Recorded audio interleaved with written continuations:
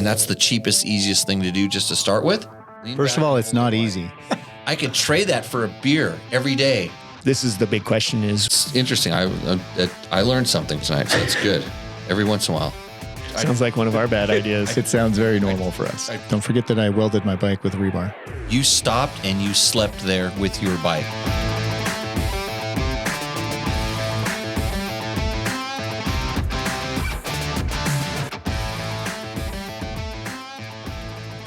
Live from Not Prump. This is someplace different. Welcome to Tech Talk Taco Tuesday, episode number 215. My name is Jimmy Lewis. This is a show where we talk about motorcycle-related products, and I'm lucky enough to be granted the permission to be allowed to come to the beautiful Dakar Daily Podcast headquarters here in the Cycle News offices. Is this correct so far? Got it. Yeah, I don't know where you are. Let me introduce my co-host tonight, or guests. I'm the guest tonight, so we'll just call you co-hosts. Jesse Ziegler. Oh, that's me. Yeah, that's you. And Quinn Cody. All right. So these are your two hosts of the Dakar Daily Podcast, which starts going live on Saturday morning. Yeah, we're live already with some pre-shows, and then start of the race, first stage is Saturday. It's Saturday and it's too soon. I'm not ready. Very, very early in the morning. These two guys are good friends of mine. I've known them for a long time. In fact, I gave Jesse his break in he'd be Montana Motocross. He'd be doing montanamotocross.com, and they'd probably have a podcast right now. I'd be happy and totally content with montanamotocross.com now. After everything I've been through with you. Okay, that's good. You'd still be you'd be so stoked to go ride a soggy, frozen motocross track right now. And for some reason, Montana is not getting winter right now, so they're still riding. But yeah, right. Before my time with you, I would have given anything to ride in just January. Yeah.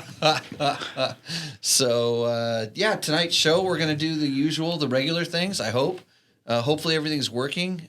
Nobody's complained about the sound yet. Usually we spend about 10 minutes figuring out how to make stuff work, but since I'm in a professional podcasting studio. Absolutely. And the only reason I know that is because you have these foam things on the wall. All you have to do, if anybody out there listening wants to get a podcast studio, you just go on Amazon and you buy sound baffle things and you push pin them to your wall and you're a podcaster. Right. And you have to have an ego. That helps. I think better yet, really, you should get some used pallets from just around the side of the building. Oh, yeah. Used cool pallets, hipster pallet thing. Put them up thing. on the wall like I did, and then have Quinn bring in stuff that he's crushed. There we go. On a motorcycle. You don't have enough room. All the things Quinn's crushed in his career. Have a big building, yeah. But the good thing is that on this show we talk about motorcycle related products. We answer questions, and just one night only, because the one thing we don't talk about is racing. Well, we do a little bit if it involves like some of our subjects, but we try to keep it a little less timely. But we, unless it's about me racing, you know what that's like. That's going to be a long show. We start talking. We don't want Jimmy to start talking about racing. Yeah, number one, he raced a lot. Number two, it's been a long time since he raced, so it's going to be like he's going to take a long time to remember what it was like back then. And for sure, the Dakar podium thing's going to come up here tonight. We already know. I'm just going to get ahead of it. So. All the podiums, twin. Hey, you brought it up, not me. Twin cylinder class, single cylinder class. Back when it was real Dakar. Look at him, he's already you got him excited. If you ask, I'll answer the question. Otherwise, I'm gonna kind of try to keep it a little bit professional here. I said I was going to do that, and so we luckily. George Justice says Tech Talk Taco W, which is Wednesday. Yes, because we can do whatever. Gronk VBS, which stands for he's a guy from Canada. He won our Roosterendo segment. Are you familiar with our Roosterendo segment? No. So on this show we don't have it tonight because I wasn't prepared, and everybody probably thought it was last night. They're probably like, where's my Roosterendo? It's Tuesday. So basically, you send us a picture of your bike. So if you want to do this, if you're watching this show right now and you want to be partake in Rooster Endo, you send us a picture of your bike and you tell us the story about it, like what you modified, just things about your bike. We call it Roost Endo and sometimes for sale. It's just like you're sending your ad that you're going to put on Craigslist. And then we talk about your bike. We discuss your modifications, good or bad. And the one that gives us the most enjoyment, we have a good sponsor in Taco Moto. That's tacomoto.co. Taco Mike kicks $100 to them to, hopefully make their bike better. So we are not having that segment tonight. Nice. That sounds fun, though. Yeah, even though Gronk... Get somebody to send their photo. Gronk Valley Bomb Squad, that's what his VBS stands for. He won with a 1974 XL 175 last week. He raced it in a class where the combination of the bike and the rider, the age of the bike and the rider had to be over 100. That sounds like something you'd make up. I think it was the Corduroy Enduro. It sounded pretty cool. But anyhow, and Paul Neff. Oh, I know him. He says all of his friends in one place. Yeah, we know Paul. Really? Yeah, we know Paul. Paul's MVP of Dakar Rally Daily 2023. I know. I feel bad we never really followed up with Paul, but we needed to get him on. I know. We also didn't follow up with anybody else. Follow up with each other. He gets up early. He gets up early because he goes to work early.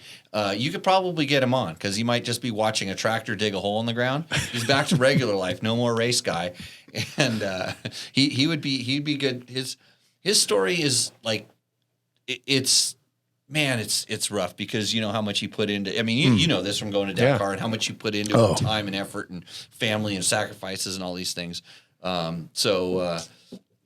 Anyway, Gronk called me a hoser, so you can tell where he's from. Yeah.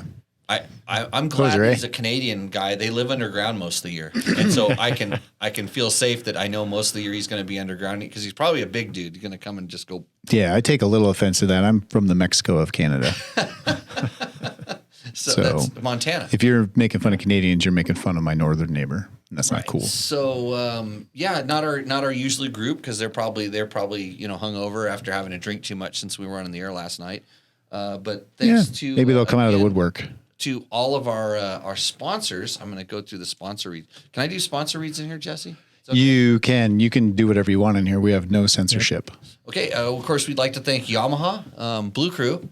I was going to ride a YZ125 today. I was going to have the most fun ever, but there weren't enough mud monkeys to sweep enough mud off the course. I can vouch for that. It's in the back of your truck. It's clean. And your feet were not clean when you came into my office today. But do you have the video of me vacuuming your office? I will post that you doing your work in the office, which is a nice like Yamaha makes goal for me to get you to clean my office. Yamaha makes a lot of things, but they don't make vacuum cleaners that I know of. They make, musical instruments and really good UTVs and awesome watercraft. I have watercraft. I have a YZ125. Did I mention that? I need to get a new YZ125. Taco Moto, of course, sponsor of the Rooster Endo segment. That's tacomoto.co. Scott Sports. I was going to have clear vision with awesome tear-offs today. It was going to be awesome. Scott Sports. Climb. Jesse, familiar? I'm a Climb supporter, right, and a former Climb employee. Do they support your podcast? They're like the title sponsor of our podcast. It's technically the Climb Dakar Rally Daily Show. Oh, well, how come you didn't tell me that? Well, because I'm not good at my job. Okay. What Climb gear did you wear today? I wore a stowaway jacket to work because it was raining today. Uh-huh. And not only is it a stowaway jacket, it is a stowaway jacket that I have had since 2017. I rode it every day during the tour of Idaho in 2018. I literally wore that jacket every day. It's the same jacket. Did you finish Tour of Idaho? Yeah, I finished Tour of Idaho. What are you talking about? Yeah, dude, I'm a finisher. And I ran a 15-mile half marathon, which is a thing now. There are 15-mile half marathons in it because it was raining in Seattle a couple months ago. That jacket's been around, man. Okay, that's why good. I wore it. I've evolved. I wear the Valdez parka. You went back to the Valdez, dude. You're back. So good. Way back. That's a good piece of equipment.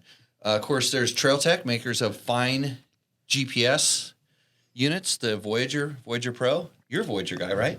Sometimes. No, you're a Garmin guy. Yeah, I'm a Garmin guy. Yeah. Sorry. I broke a Voyager at King of the Motos last year. Yeah, but you don't have buddy tracking. Yeah, He doesn't have any friends. Oh, I want. no, Yeah. Paul. I prefer to ride by myself.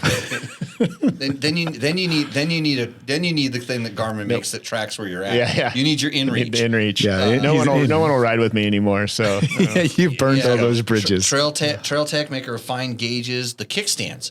Like, you know a thing or two about KTM. We're going to get into this later. Yes. Yep. Your kickstands are They're really good at holding up only the bike. Maybe if you don't put a big gas tank on it, but you go anymore, you're going to need a Trail Tech kickstand for your KTM. Just saying. Okay. Yeah. DDC, chain wheels, really good chain wheels. They're our first sponsor, and of course, Fasst Company. Cole, Also a sponsor of Dakar Rally Daily. Right. Yes. He makes handlebars that don't hurt your arms. If he cuts any of the budget out of Tech Talk Tacos, I forgot to say that. That's actually that was part of the deal. yeah. If I got you to say Fasst Company today on your show, he was going to give me all your budget. Okay. So we're good. Yeah. Thanks. I Cole. need a couple sets of handlebars. That's probably going to cut into my budget too. Bulletproof designs and double take mirrors. Dude, all great people in my mind. I've broken all those products this year almost. Racing hard enduro. Well, I'm sorry, riding hard enduro events, not racing them. Right. What happened to that series? Did it get It's canceled? awesome. No, it's ready to rip, dude. King of the Motos is going off. How come you didn't come? So I did a class for Justin out at the King of the Motos. They had a kind of King of the Motors like rider appreciation day. Okay. They had a thing where they told you how the event was going to work. If you're a first timer, like if you hadn't done it before, but even if you kind of wanted to come out, and he actually showed them where the start was, which is, he broke a lot of my rules, but I'm not in charge. You would never do anything that nice to I'm people. not in charge anymore, but he showed them like where the start was and kind of where a couple of the loops were. Because it's like, hey, if you're going to make the time to come out and do this kind of stuff, so I wrote up something that I made go down, and I wrote up it, which is really stupid. And you're like, what am I doing? Yeah. Why am I here? So are you back with the King of the Motos? No. Are you helping him out or what? No. You're back, but not back. I left on good terms. Yeah. I mean, I finished. I was finished. It's like you finish a race and you're done with it. I finished doing that event when I was done with it. I had one finisher. That's the perfect extreme enduro, one finisher. I dare anybody else to try to do that ever again, because it's really easy to have zero finishers. Yep. Justin already proved that. Carl from Erzberg has proved it. A lot of, they've tried it at Romaniacs a couple times. They've had to cut the course short because they knew it was going to be zero finishers. So they fixed this stuff. But to have one finisher is very, very difficult. And then I walked. Perfect. I went That's a out success. on top. That's a success for a promoter success. But it was just kind of perfect timing, because that's when a lot of the trophy trucks and stuff was coming. And trust me, that didn't push me out. I was done. And that came in, so it opened up an extra day for that to happen. And then Justin had helped me a few times, and Dave wanted motorcycles back. And I put those two together, and now Justin's doing it. He's made it grow. He's got it. He's got the hard enduro series, which is awesome. It's great. It's part of a series last year for its return to the series, or return to anything. It was it was awesome. It was a cool race. You got a lot of, like, for my level of guy, I think represents like the normal working class hard enduro guy that pays the bills, right? Like, we pay the entry fees. We don't finish all the time. Right. Or like in that middle, you get a ton of riding for your money there. And all of my good sponsors stuff. make stuff that you destroy every time you Yes, exactly. That's why I said I broke all those things at King of the Motos. Especially bulletproof designs. Yeah, definitely bulletproof Disc guards, designs. Yes. radiator guards. Yep. Used them. Chain guides. Broke it. Foot Well, I didn't pegs. break it. I broke the chain guide, and then I put that on and didn't break that one. Right. That billet housing, throttle housing. You seen that? No, I haven't seen that, because I product. went through 3 throttles in 22. They heard about you, and they make this nice billet throttle housing, which I actually saw a dent in mine. My bike looks pretty good for doing all the hard enduro riding. I saw a dent in mine, and then I saw that, and I'm like, okay, this is gonna stop that problem. So, anyways, thanks to all of our sponsors. Of course, thanks to everybody that's in the chat. Let us know where you're at so we can poke fun at you. And if you're Canadian, don't take offense. If you're from Australia, go ahead and send all the hate comms that you want. Because when I flush my toilet, I know exactly where it goes. You're pissing off Australians? Anybody. You're not. No, you're not particular. They're just waking up in the morning, so they're fresh and feisty. They are feisty. And sometimes they come on and they leave us, mean comments, but it's okay.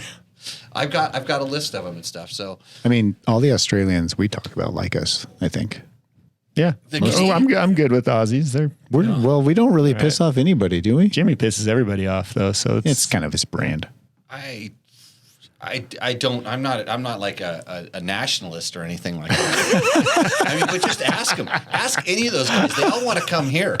I'm okay with it. It's true. I would want to come here too if I lived down there. That's why I live here. No, actually, Australia's pretty cool. Yeah, I'm sure it is. Australia's cool. It is for a while. Canada's cool. Yeah, I don't know. I like it. I like it here too. We have, nice. Quinn. You know this. Our desert. Yeah. Our riding in the Western United States. Off the chart. Yeah. Phenomenal. 100%. So, hey, but anyways, again, thanks to all of our sponsors. Thanks to Cycle News and Jesse and the Dakar Daily Podcast. So if you can find them on all the podcast platforms. If you have Dakar questions, for sure, let us know because we can probably get those answered. I'm sure that's the first thing you want to do is this is like a warm-up show for you. You can screw up here. Oh, gosh. Yeah. I have so many screw-ups. Already? Yeah, because we just started doing video this year. So it's on Cycle News YouTube channel. So now I have twice as many buttons to push. Oh, that's the easy part, Jess. And then it goes out into like another thing that I got to deal with and push more buttons over there. It's what you were doing in the other room. Yeah. You're gonna get more gray hair than Quinn has. And I probably would have. I would probably. You would have some too, yeah. I would probably have some, but all mine fell off. I just bumped my head. You get it. There's got to be something that does that automatically, right? Yeah, there's got to be an push the button AI robot. Someone talks. So on those Mevo cameras that I have, yeah, there's a tracking feature. Yeah. Where if we were sitting here, we could have one camera, and it would literally see who was talking, and it would zoom in. Yeah. It's a pretty cool feature. We're working in the past here. We know that. So. Hey, Chris Reel says this is a great team to start for 2024. Ooh, wow, Chris. Chris Reel. Don't get used to it because these guys are not going to be regulars here. San Felipe Bob gives Jesse Ziegler a thumbs up with an on, by the way. On. And Dave Donnelly, one of our top fans, is going up in the hills tomorrow to get a Rooster Endo photo. And he says something that's really strange. He says, Pahrump is the best. Ooh, what? Best at what? Best at, yeah. So lots of stuff out at Pahrump. Disappearing? Yeah. So, okay. Let's see. Waco, Texas. Canada? Yeah. Waco, Texas is the Pahrump of Texas. And he's claiming he's a snow Mexican. Wait, what? Snow Mexican. Yeah. And I've never heard that before, but it makes sense. Maybe. Mexican, yeah. Goes north in the winter or Canada? Let's see. Hey, I don't know what's offensive, so I don't know what to say. Gronk says this. Quinn Cody in the house. Coolio. Your 2012 Dakar crash gives me nightmares. I had a similar over-the-bar lawn darter a few years ago. Glad you're still keeping on. It would give me nightmares if I could remember it.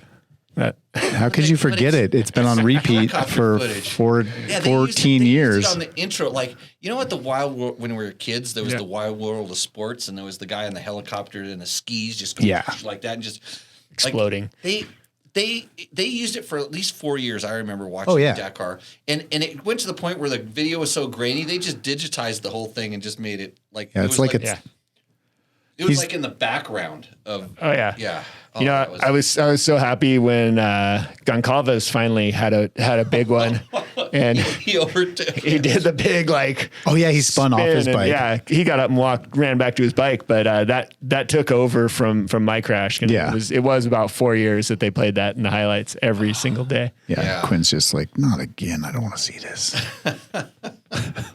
That was that was bad.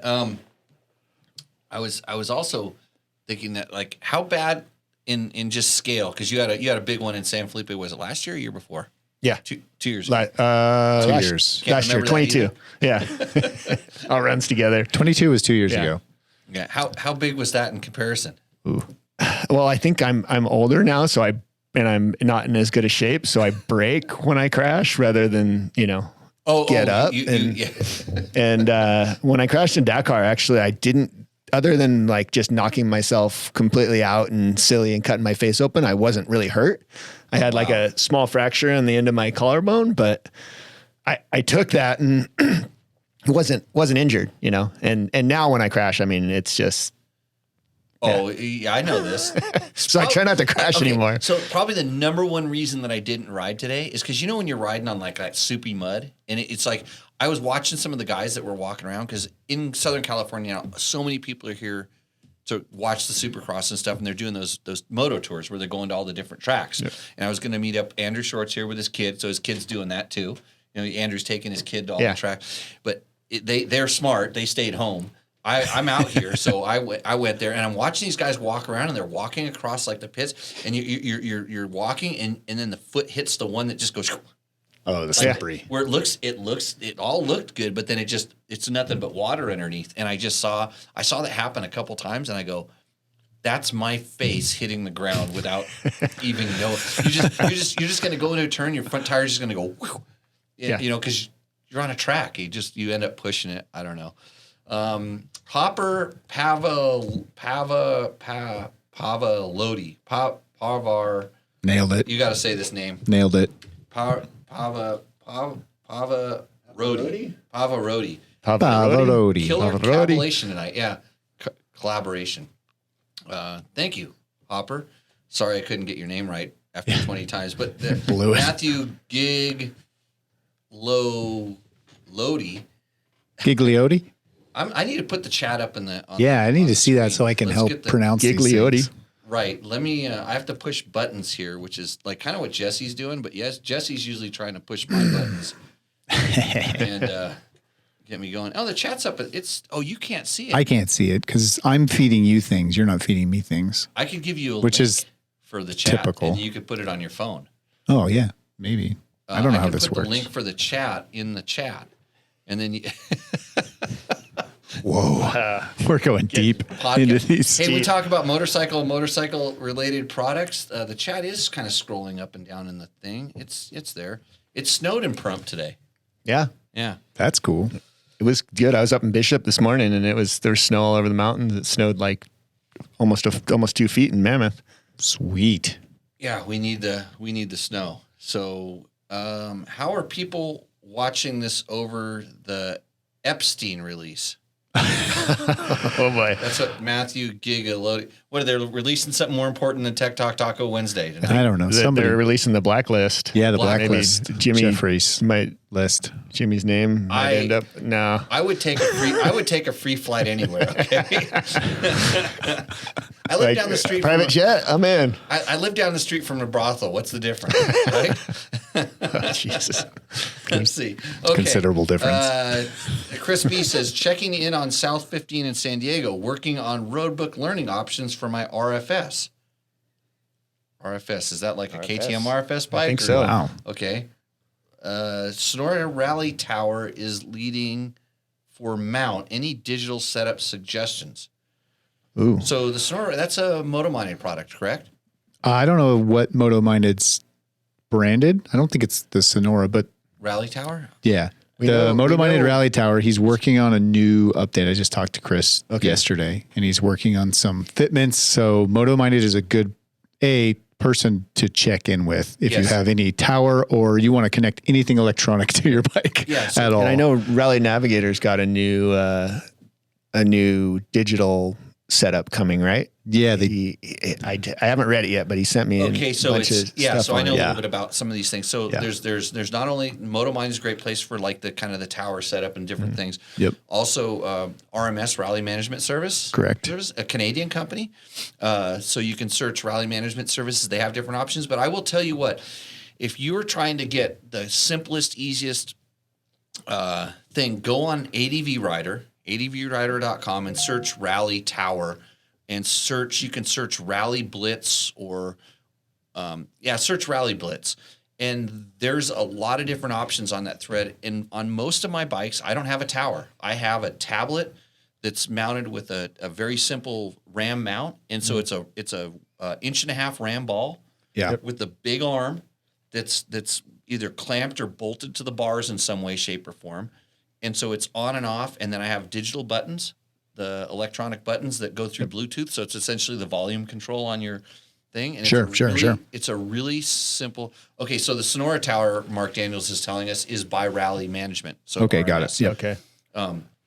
So it's a pretty simplistic setup because I want it on and off. I don't really want to have my bikes get too many multi-purposed and You don't want to leave a tower on permanently. I probably could. I mean, like I got a few bikes. You could allocate one motorcycle in your arsenal for a when guys tower. come in rally trained, they'll always want the one that looks like the rally bike. Yeah, because rally bikes look awesome. And that's why most people care about the sport. And then when they crash it, they wonder why it costs $500. And that's just for the because looking awesome costs money.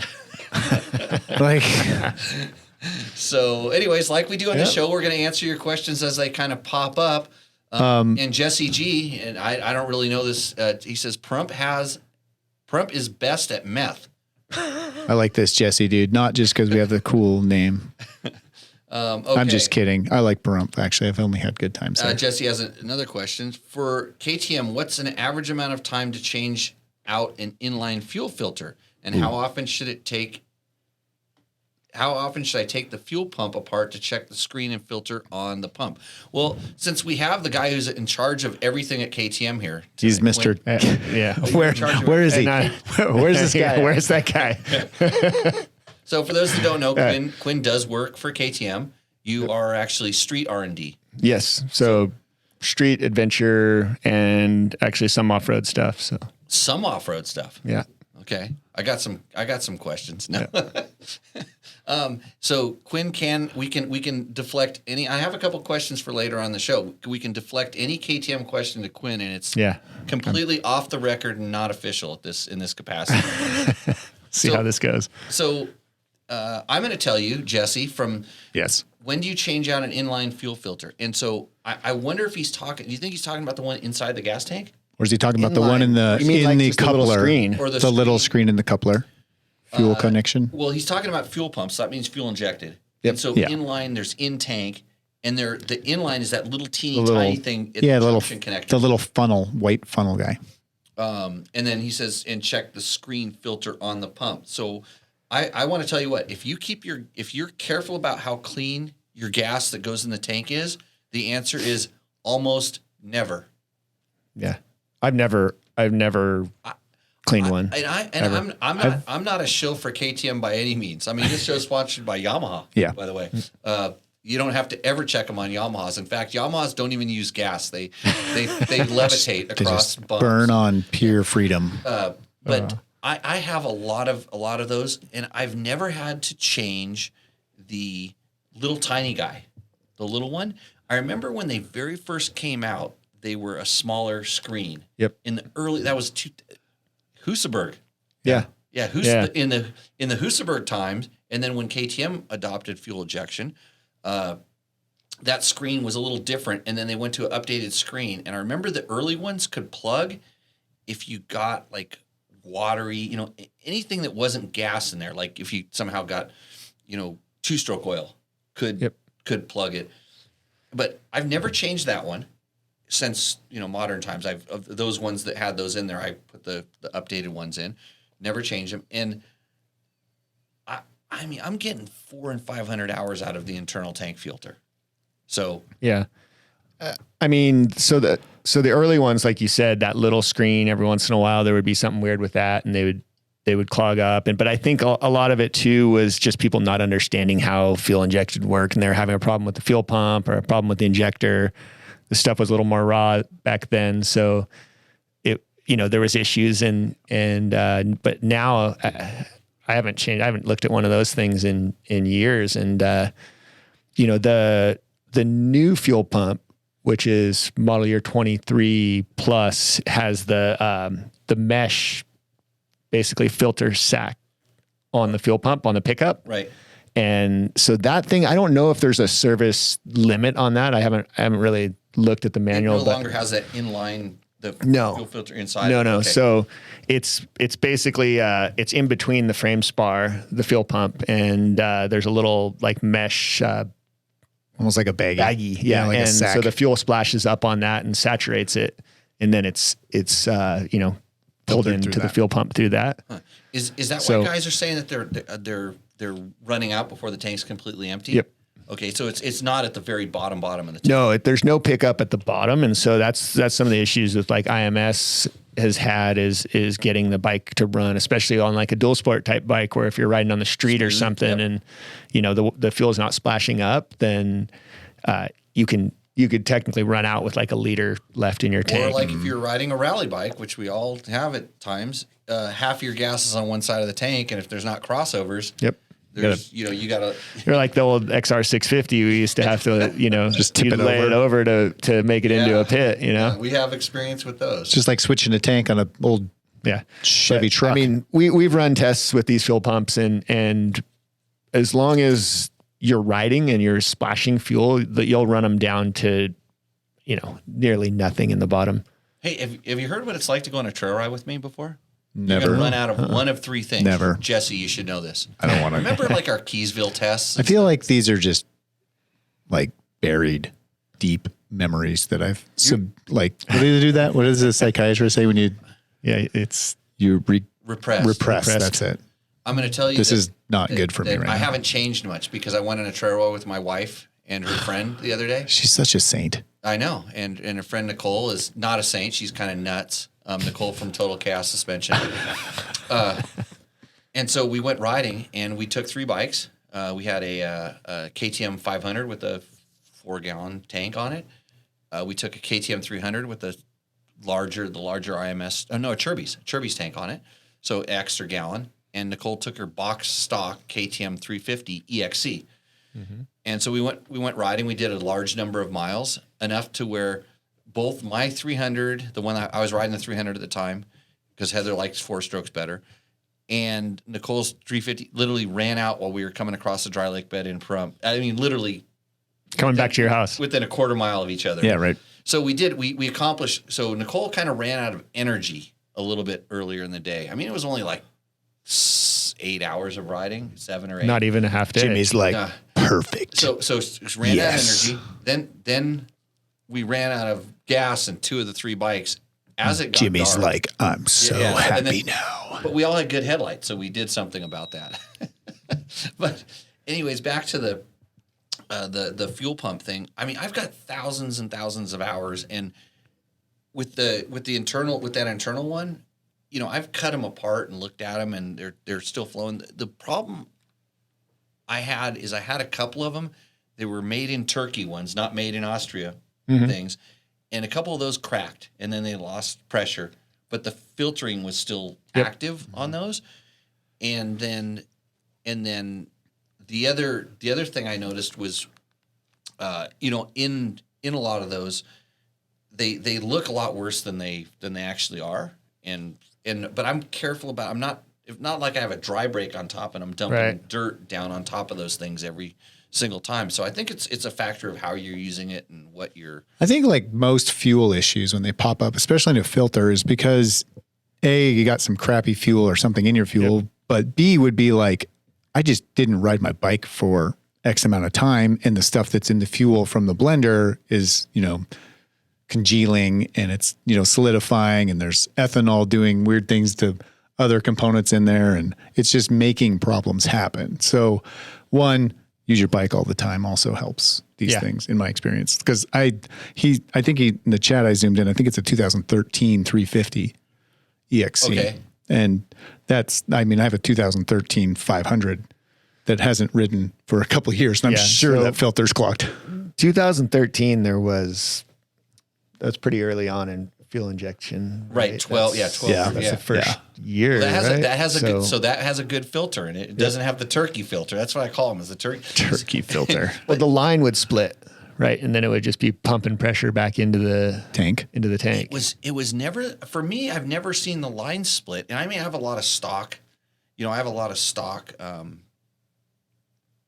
tanks that have all the stuff in, and I have a lot of big tanks that I've put all the, I just bought a fuel pump assembly and stuff in. It was when all of a sudden they were turkey filters, I started hearing there was more problems with them. But you can replace that with a good metal surrounded filter and things. And I think one of your sponsors makes he's claiming 1,000-hour fuel pump. Or, Takamoto. see that thing's popping up all the time, right? Okay, so Takamoto. I mean, come on, Jimmy, you're missing opportunity. Yeah, missing here. opportunities here. Well, I'm telling you, the stock's He sponsored good. us last year. Maybe he'll sponsor us again. Yeah, Taco, this is an official sales pitch. If you want That's people to talk professionally on your podcast, call me back, Mike. Actually, I didn't call you, but He's we on should talk. vacation. Don't worry. I'm going to. Jimmy said, KTM fuel pumps are perfect. You don't need to do anything. Hey, I was saying they're very good. Actually, of all the fuel injected bikes that I've had over the times, I haven't had so few problems. But then again, like I said, put good gas in. If you're dumping crap into it all the time, or if there's, I don't know. I have bikes that sit for 6 and 8 months and they fire right up. I just fired up a Hooseberg the other day that,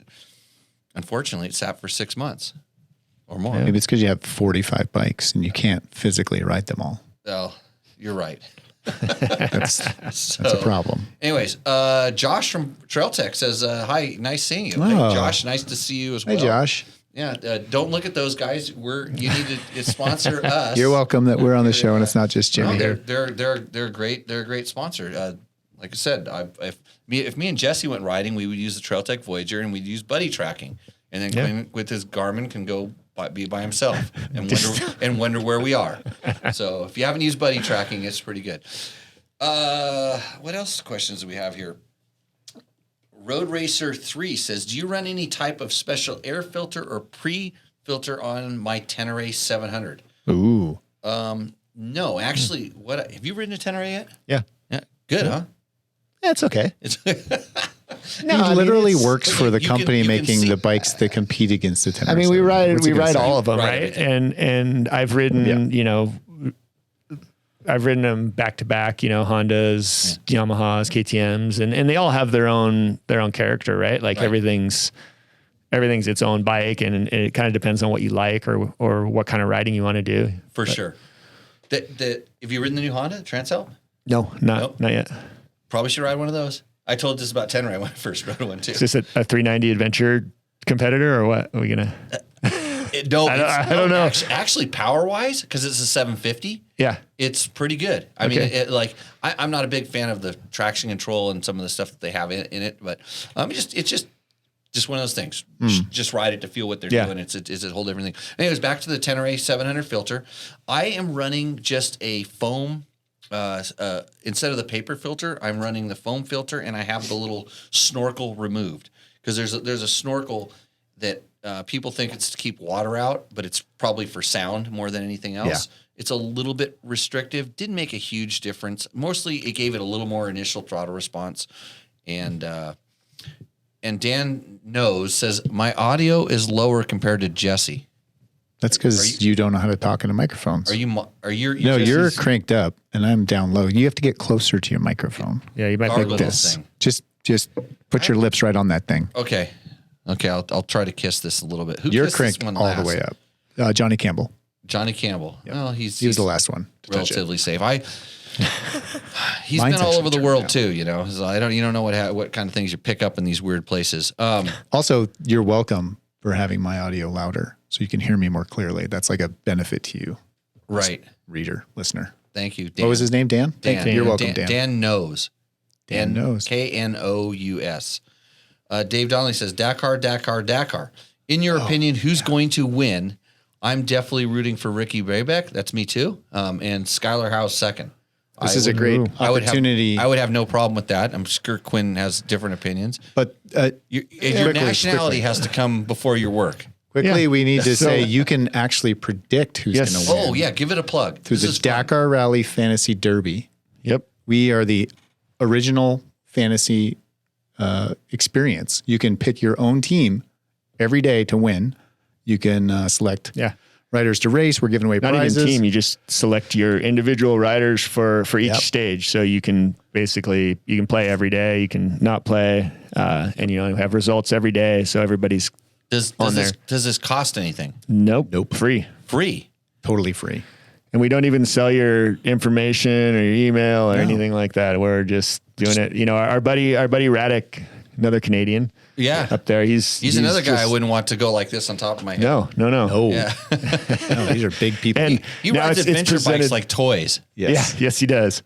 Presented by Moto Minded this year. Correct. So, Moto Minded's our Dakar Fantasy Derby sponsor. And Radek built it. It's really cool. You can go in and just play every day. It's all free, 100%. You go to chainslayer.com/Dakar, sign up for an account, and you can log in and start playing now. Because Prologue's coming up on Saturday, so get ready. Have you made social media posts about this? No, we're just ramping up. We're not ready.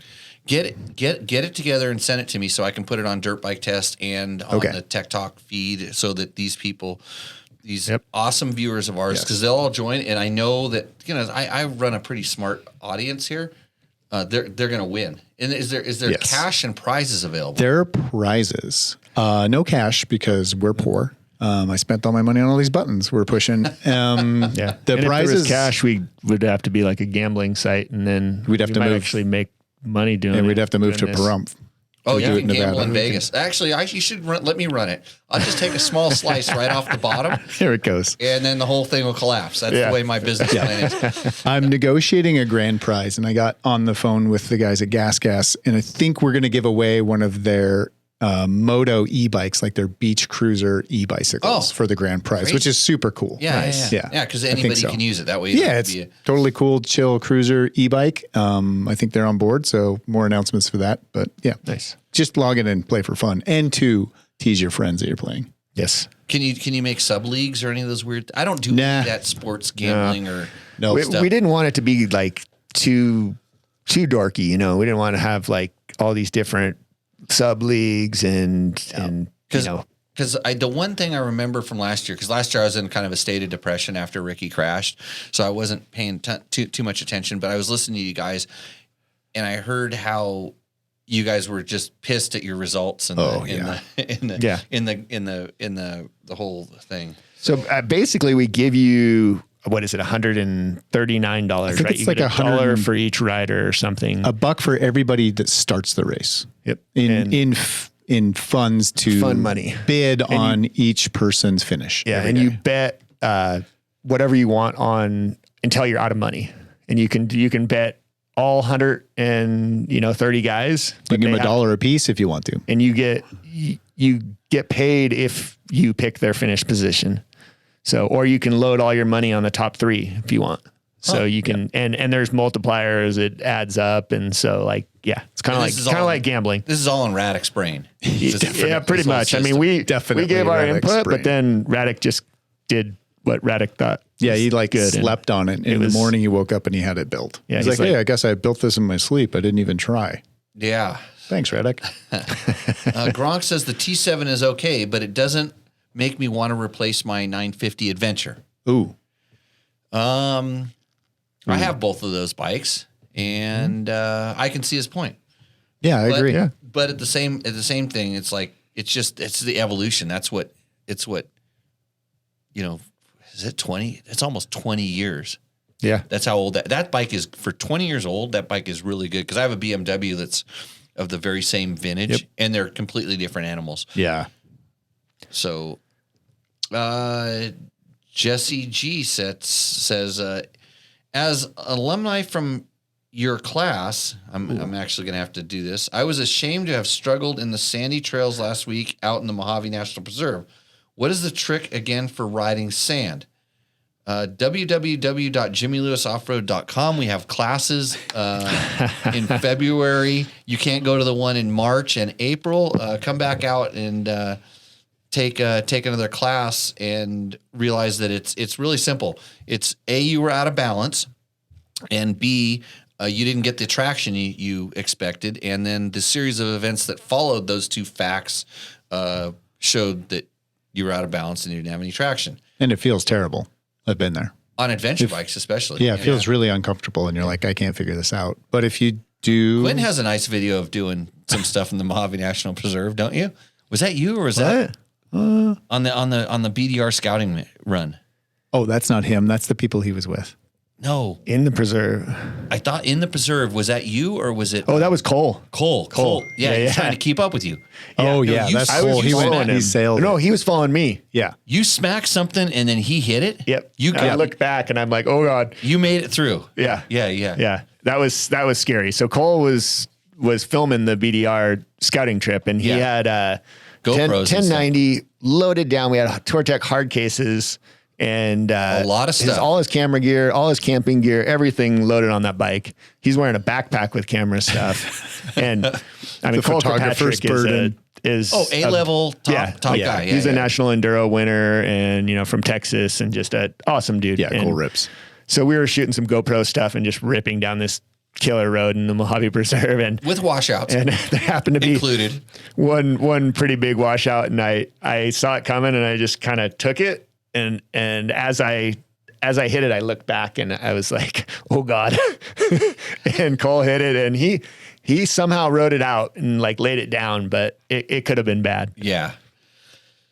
That's that happens, but don't lean back and hold it wide. That's not the technique for sand. That's what I tell everyone who asks me how to ride sand. I just say lean back and hold it wide. That's called get out of balance and get out of control. That's as simple as that. Because think about it. When you lean back, what are you doing? Hauling ass. Getting out of balance. No, don't do that. That's why you're not a riding coach. Just listen to your coach. JimmyLewisOffroad.com. Hey, we have openings in February and then openings again in April. We can help fix it. I'm glad that you said that you forgot what was the trick again. There's no trick. You have to practice it. If you didn't practice it, that's why you forgot. Jesse, we'll see you in a little while. What I always tell guys is a little free piece of advice, because Jimmy's not going to give it up for free, but is just never close the throttle. So if you load your throttle to 2,500, 3,500 RPMs and just keep it there, then you're going to be able to do most anything without the front diving. And then once the weight starts to pitch forward on an adventure bike, then you start that knifing motion and things start going sideways. So the only reason the bike knifes is because you have initiated a turn in one direction or the other, which basically means you're out of balance. Yep. So if you can identify where your balance is through techniques that you're learning in JimmyLewisOffroadTraining.com. If you kind of understand that, but you're right about the zero, then don't go to zero throttle. And the funny thing is, how people, I always wonder, you ever wonder about this? Maybe Jessica can help. How do people fry their clutches in the sand? Hauling ass. Holding the clutch halfway in, halfway out. Yeah, but your tire's already spinning. So why are you slipping the clutch? They're scared. Well, then let go of it. Grip the frickin' bar and turn the throttle down. The bike will go slower. It's because the clutch is a control mechanism, and when you're learning how to ride, you pull the clutch in when there's a problem. Okay, and you're like, you pull the clutch in. I gotta slow down. If I don't pull the clutch in, I'm gonna go crazy. But that's not what you teach. I know what you teach. We have a beginner riding class where we teach you about how to use the clutch as a power amplifier, not a power reducer. Got it. Clutch should be used as a power amplifier. Well, once you start reading, if you're super high level, I'll let you reduce the power with the clutch, because generally you're not going to overheat the bike and stuff. But I see people riding in sand. The reason they pump the clutch is, guess when the bike accelerates for most people that are of that level? When they pull it in.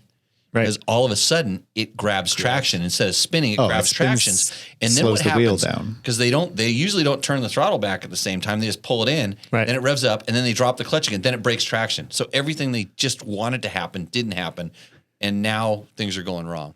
So, hey Jesse, you just got kind of half the lesson right there. Yeah, he's getting there. The other thing is just learn to ride properly 100% on hard pack surface and be super confident on your motorcycle there before you expect it to work. Well, we spend a whole day in a dry lake bed, and people are blown away that the minute you think you have this stuff mastered, and the reason you can't do it slow on a dry lake bed is because you need that speed momentum to mask the balance problem. But the minute you go someplace where that starts affecting, then all of a sudden, okay, now here's the result. And so it's first of all, it's not easy. I just want to put that out there. Riding an off-road motorcycle competently isn't super easy.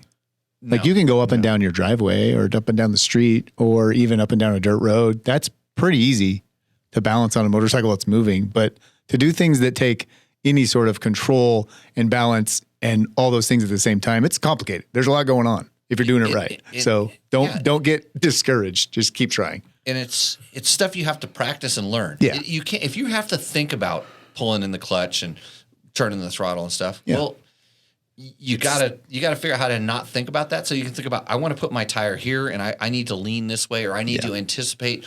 And it gets to the point where you're the whole time you're riding, you're trying to anticipate what you're going. And then even to kind of throw this back into the whole rally thing, you know, now you have to read that, Yeah. you know, a road book. Yeah. You have to, and I always tell people, you know, because this is another thing I teach. I got a class coming up Friday. We're going to do our next online class. If you want to learn how to read that stuff While riding. or know how to make it work This looks pretty easy. straight. Yeah, straight. Super. Why would they put Count those other 3 43, lines? which is this direction right here. Are you sure that's 43 that way? Oh, that way. Okay, maybe. Yeah, I'm positive. And then you go 50 through this, and then Yeah. look at this. This one's good. Yeah, 130 meters between those 2 turns. Easy. I don't know why these guys get Turn lost. to 50, so it's going to be a left right. They have a map. Why do they get lost? Got it. Yeah. What's the problem? There's a lot of colors that mean things and numbers. Yeah. Yeah, that's anyways, but you know, you start thinking about like if you have to think about how to ride a motorcycle, because I've had people ask me, it's like, hey Jimmy, I want to come and learn how to navigate through sand dunes. And I go, well, what's the problem? Right. And they're like, well, who are you running from? Like navigating through sand dunes. And I go, is it the navigation or is it riding through the sand dunes? And they go, Yeah. Both. well, they go, well, just, yeah, kind of both. And I go, so you know how to navigate perfect, right? Okay, so we can just work on the sand dune riding? No, I know how to ride through the sand dunes. I go, well, why is it when you put the two of those things together, it becomes problematic? Which one aren't you good at so we can focus on the real problem? And it's like, no, you're not good at either of them. Yeah. So let's. This is what Jeff Aaron does to me when I ride trials. He looks at me and goes, this is interesting. You're not good at this. And he's just like, why are you doing this wrong? Why are you doing this wrong? But I think like trials is a good, like it's obviously like a concentrated mistakes for me. Like it just shows every mistake you're making in a controlled environment. You're not going anywhere and you're making tons of mistakes on a trials bike. So it's it's a great reference tool. I always say, look where the top riders today in a lot of the, you know, extreme enduros and stuff, look where they came from. Look at the strong trials background they have. Yep. And it's a lot easier to take somebody with that background and then, you know, teach them how to ride a little bit faster or to be able to put their foot down. Yeah. It was funny to watch the Jeff Aarons of the world and you know, guys like Graham Jarvis and stuff.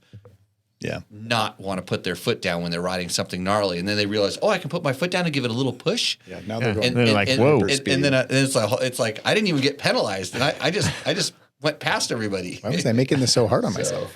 Lots of cool stuff. Facebook user says he likes prizes. So I think he's going to sign up for your thing. Chainslayer.com/Dakar.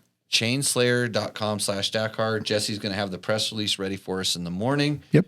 And San Felipe Bob says he won the Baja 2000 while riding out of balance, and it wasn't free. So, okay, I definitely do have some more questions here on one of these forms I have in front of my thing. Hopefully the sound is working good. I'm trying to talk closer to my mic, but hey, another thing that's out there, the Hot Shoe Hall of Fame. You familiar with this? I've seen some stuff on it, but I haven't. You know the Jerry Bernardo guy? Yeah. Guy? Yeah. I'll bet you between me and him, we can get you in there. You in there? Yeah. Yeah. We'd have to run that highlight reel of you in Dakar for a little while, but you know, we'll get over it real quick. Hot Shoe Hall of Fame in Las Vegas, fabulous Las Vegas on January 27th. If you want to come and meet a lot of moto legends, Gene Woods puts together an awesome event. It's a fundraiser it's called the Hot Shoe Hall of Fame. Is based in flat track and speedway, which is kind of his background, but they buy shoes for less advantaged people. So he gets a whole bunch of shoes and kind of hands them out to people in need, which is a cool thing. And he's building up he's got his go-kart track. It's at an electric go-kart track, which these things have no horsepower, but it's hard to keep them going straight. That's how slippery it is. It's like drifting. And I'll tell you what, Sarah Price is really good at doing those things. She beat me last year, the go-karts. Nice. So good times. That's January 27th in Vegas. And if you're ever in Vegas and you want to go do some go-karts down on Fremont Street, let me know. I might have a discount code. Ooh. Let's see. What I'll else? be there for the AIM Expo. So I'm going to. Oh, yeah, we should go. We should go race some go-karts for the AIM Expo. Yeah. I'm trying to, I got to go race against Gene. He owns the place. He has like cheater carts that he has in the back and he always comes out. Oh. And I told Gene if I could race one of his carts and he gets in a normal one and I can beat him, then I get a comp ride for all my friends. We'll bring a whole bunch of friends. So I know that's I'm going to win. Well, that's how Vegas works. Like you just got to have a connection, right? It's all connections. It's just connections. Like, but this is the point of the show where we take a few calls. I wonder if I have my commercial breaks. I don't even know if I have those things in. I don't know how to do that. I'm going to have to add it into the show later. I don't know how to do a commercial break. So we're just going to run straight. Run it straight through. I don't even know what time we started. Probably have to get somebody's going to have to go to the liquor store. Hey, Quinn, do you know these guys? This is actually from my hometown. I grew up That's right there why in I was asking. Los Olivos. So, 805, the Firestone. So, I went to school with some of those guys. You should talk to them because I know they're into motorcycles. I like beer. It's a match made in heaven. Wow. My show isn't like all professional like yours, your Dakar Daily Podcast. Well, we wake up early. We can't just be drinking beer here at 5 a.m. We tried a beer show one time and it was not very successful. I'm already not good at push these buttons. A Dakar Daily Podcast? Yeah, so we tried to stay up and do it live. Like for the final? While it was happening. So it was like... I think it was the prologue last year, and so it was. We're like, first race, midnight. no big deal. Prologue. It'll be over super fast. Sit there, and then we don't have to get up early tomorrow. Well, but we didn't have any information. It ended up bad. Wasn't our best show. Yeah, getting info is not that easy, especially now since they did this thing, and a lot of people don't know this. The tracking. Yeah. So we like to watch the tracking. Yeah. And now because, if you think there's cheating going on. It's not cheating. There's just people that are smarter than the rules. And so the car guys were watching the motorcycle tracking to see where the difficult navigation was because they could see where they went off and they'd say, oh, hey, we need to be careful here. And they could see who went which directions and they could see how many guys. They literally had guys watching the tracking and say, hey, there's going to be a place where you're going to see 3 tracks going off, but stay on the main track. Or they're going to go, hey, a bunch of guys went off and they went way quicker between these 2 CPs. Yeah. Go to the... Go right or go left or whatever. At this kilometer. And they could roughly tell them. And so this is what we call map manning. Yeah. There's map man for all this stuff. They're just doing it live now. Yeah. Yeah, so, with the tracking. So now they have to... Now we can't see tracking until the cars start. So they're holding all that back. That explains why it's kind of delayed. Which is going to make it really difficult for you guys to kind of be able to analyze or do the show depending on when you kind of get started. We're professionals. We'll figure it out. Yeah, you think so? Glad I told you that right there. So you guys, know why you're sitting there going. I mean, usually when we wake up, the stage is done, and then we just play it. We just play it back. Yeah, we just scroll through it. And while we're talking to people, looking at all the notes, they do a pretty good job of kind of posting some notes for the most part. Yeah, it skips some relevant stuff, and it's only part of the story. That's why it's nice having, like direct connection. Like Quinn obviously knows all of the rally racers that are currently racing, basically, and we can hit them on WhatsApp or FaceTime or, man, we did a Facebook audio call last year. Like any way we can connect, we're connecting real time. Plus, we have 2 people there that start sending us stuff, and it's getting to be pretty interactive with the pits. So you guys have some journalists. Yeah. Justin? Is Justin over there? No. We have Anthony Bonello. He's a Australian Canadian. Another Canadian. Yep. He's 2 of your favorites. No, they're great. I love him. He's there with a side-by-side team, actually. He's doing Mexican, video. Right? Yeah. Yeah. Okay. So he's embedded in a side-by-side team. Yeah. And so he's going to be cruising around, getting voice clips and interviews and asking questions and stuff for us. And then last year we had the guy, Ashley from the ASO, the guy that does all the voiceover stuff for the ASO. He started messaging us and he's like, hey guys, love the podcast. You're giving me all this information. Oh, cool. Yeah.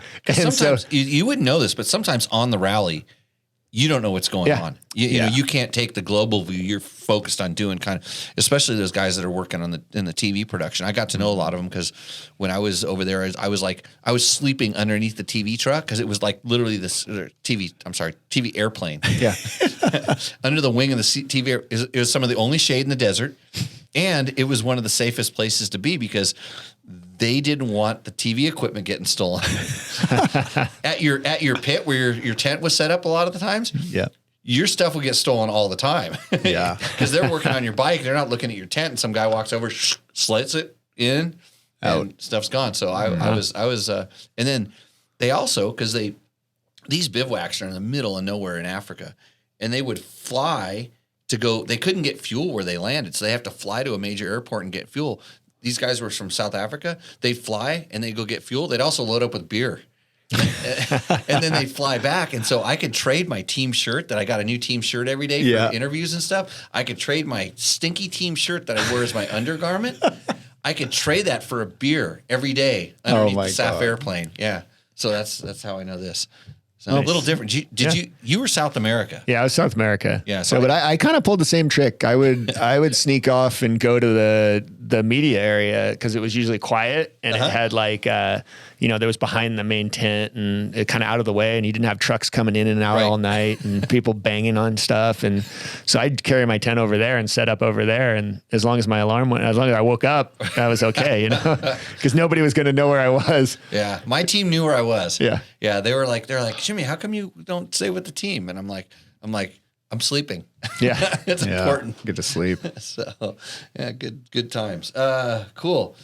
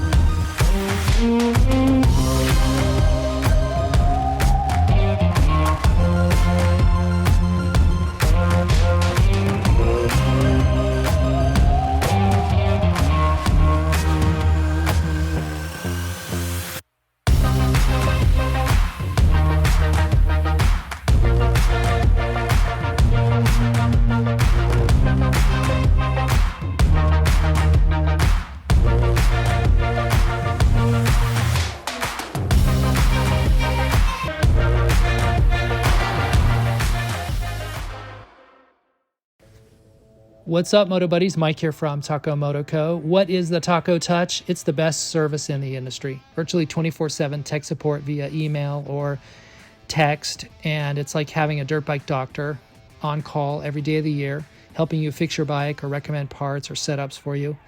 If you've ever received an order from us, you'll know that the Taco Touch extends to our fulfillment, and our orders come with the coolest stickers that you've ever had, buying parts from anybody before, and a handful of root beer barrel candies. All of our Taco Moto Co. branded components come with a no questions asked lifetime warranty, and we'll even extend out the warranty of other manufacturers, OEM, and aftermarket parts where we can, sometimes for life. We test and tune endlessly and exhaustively and obsessively. We're trying to destroy everything that we can before you get your hands on it to look for weaknesses and to improve it, or to make recommendations to the manufacturer. And if it's something that doesn't meet grade, then we don't offer it on the store. Everything that we carry is something that we have personally used, tested, and ridden, and raced, and knows meets the high Taco Touch demanding standard. Go out and get some adventure.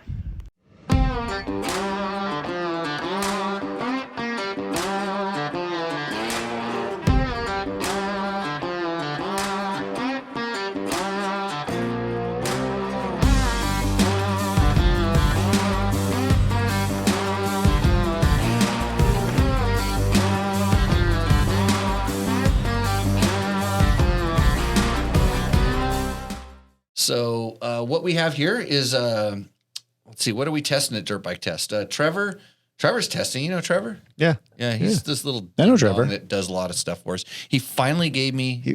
He was doing some stuff for Lee the other day, wasn't he? Yeah. Okay. He's your Grand Prix suspension guy. Yeah, kit suspension guy. Good kid. He's got good feel. Yeah. He actually does. Yeah, no, Lee likes him. Yeah. So we're testing. I'm testing some TourTech suspension on my Tenere. KTM 300 two-stroke, Beta 300 two-stroke. Trevor finally, he's had him for like 2 months. He wouldn't give him up. Do you know why? Because 302 strokes are awesome. Yeah. Yeah, little bitch kid. And Honda Transal. I need to get the videos done on those things. How's the Tortex suspension on the? Are you Paul Torres yet, or? Yeah, what are you doing on that thing? No, not me. You doing any trial skills? I'm like small. I'm getting smaller, Quinn. I'm actually shrinking. So that guy's like 6'8" or something. Like when people go, look what he does on a bike. I go, have you seen that guy? I don't know how he rode a normal trials bike. Yeah. And he was really good at that. That guy's just breaking all these Yamaha 10RA 700 owners. They're just getting broke down. Buying one of those things. They're like, and thinking, I can try that. And they just, Yeah. You know, you see the imitators in Europe every once in a while. Video. There's a couple of guys that are trying to be like Paul, and it's really it doesn't look the same. Just say that. I knew a couple guys that worked. One of them worked with a company he was working with, and another was a filmer guy. And I got to see some clips. Yeah. Oh, dude. Yeah. It's the ones that don't make the edit. They're like skateboarding videos. Yeah. They're literally like skateboarding videos where you're just going to send it, and the only one you're going to see is the banger. Yep, for sure. That's the way it works out. But anyways, it was really interesting, Quinn, it's because they had a shock that I put on, and I put it on, and I'm like, oh, this is going to be way too soft.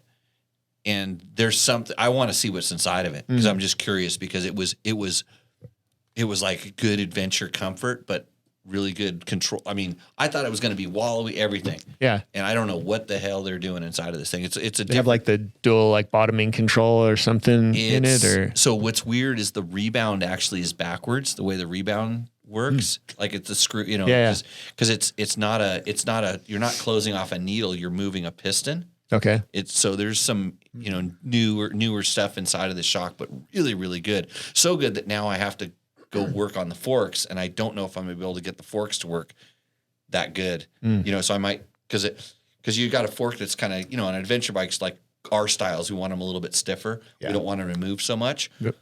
But you still need that safety and that control. And now I've got this shock that feels soft, but it doesn't move. It moves when it needs to. Right. It doesn't wallow. And now I got forks that don't. And so I have a bike that like the back end, it gets tracked. It's like air shock. Yeah. You love me hear me say air shock. Air shock. HV2 air shock. It's like air shock, and trying to get the good thing was that bike was so stinking heavy, you could get the forks to move really good. Everything moved a lot. But anyways, no, it's kind of cool. So I got some more work to do on that. Just a shock though, right? They don't make like a cartridge for the fork or anything. They just do a shock. I think they have there's somebody that has a cartridge kit or something. I was actually talking to Race Tech because they have some parts and some things. And but I'm trying to rebuild my TTR 125 shock, which is a little more important to me right now because as I don't have a shock, I don't have a flat track bike. Ooh. Monkey Crow, yeah. Ooh. That's dangerous. All the things. Hey, so we have at least questions that you submit whether you're commenting on one of our videos, in the chat, on the Facebooks or the social media things. We go back and check all these. I collect all the questions, and then we answer them here. I'm going to ask these guys the questions. Ooh. And hot seat. We're in the hot seat. Right. You used to have to be in the hot seat before.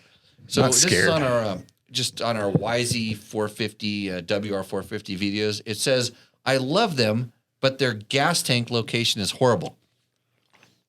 So he's making sounds more like a comment than a question. Sometimes they're comments, and we'll get this later. Remember, Yamaha's a sponsor of the show, so we can't say anything bad about Yamahas. But I tend to agree to a certain extent with that. I mean, which part? Like the filling of the fuel tank? I mean, the little plastic cover. Like dealing with a tiny little seat you have to take off, and then you have to get in your fingers inside like a hole, and like the cap's hard. Like that part of this tank, or like handling wise, the tank's in a bad spot. I don't know. He didn't really explain. It's probably like working. Probably like filling the bike up with gas. Like, yeah, I tell you what, usability. I think it's difficult. I don't want to say horrible. It's a difficult location because to make a big gas tank, which we all want. Yeah. So you have to take that seat piece off, and you have a thing sitting there. And Seat Concepts luckily makes a nice seat that kind of cups the gas cap and stuff. It's definitely a problematic location for making them big, because a lot of times the easiest place to make them big is like up in the front where their airbox now is. Yeah. The airbox location is awesome for power and keeping it clean, air filter maintenance and keeping it clean. It's a trade off at this point. You just got to kind of decide, because Yeah. Probably the reason I don't ride my WR450 as much as I would is because it's a gallon short of fuel that I need, and I'd rather put it in a gas tank than carry it on my back, kind of a thing, or whatever. Yeah. But I tend to agree. Sacred Gardens 1683. Do you think that's his wife's YouTube account that he 1683. just commented on? Sacred Gardens. Yeah.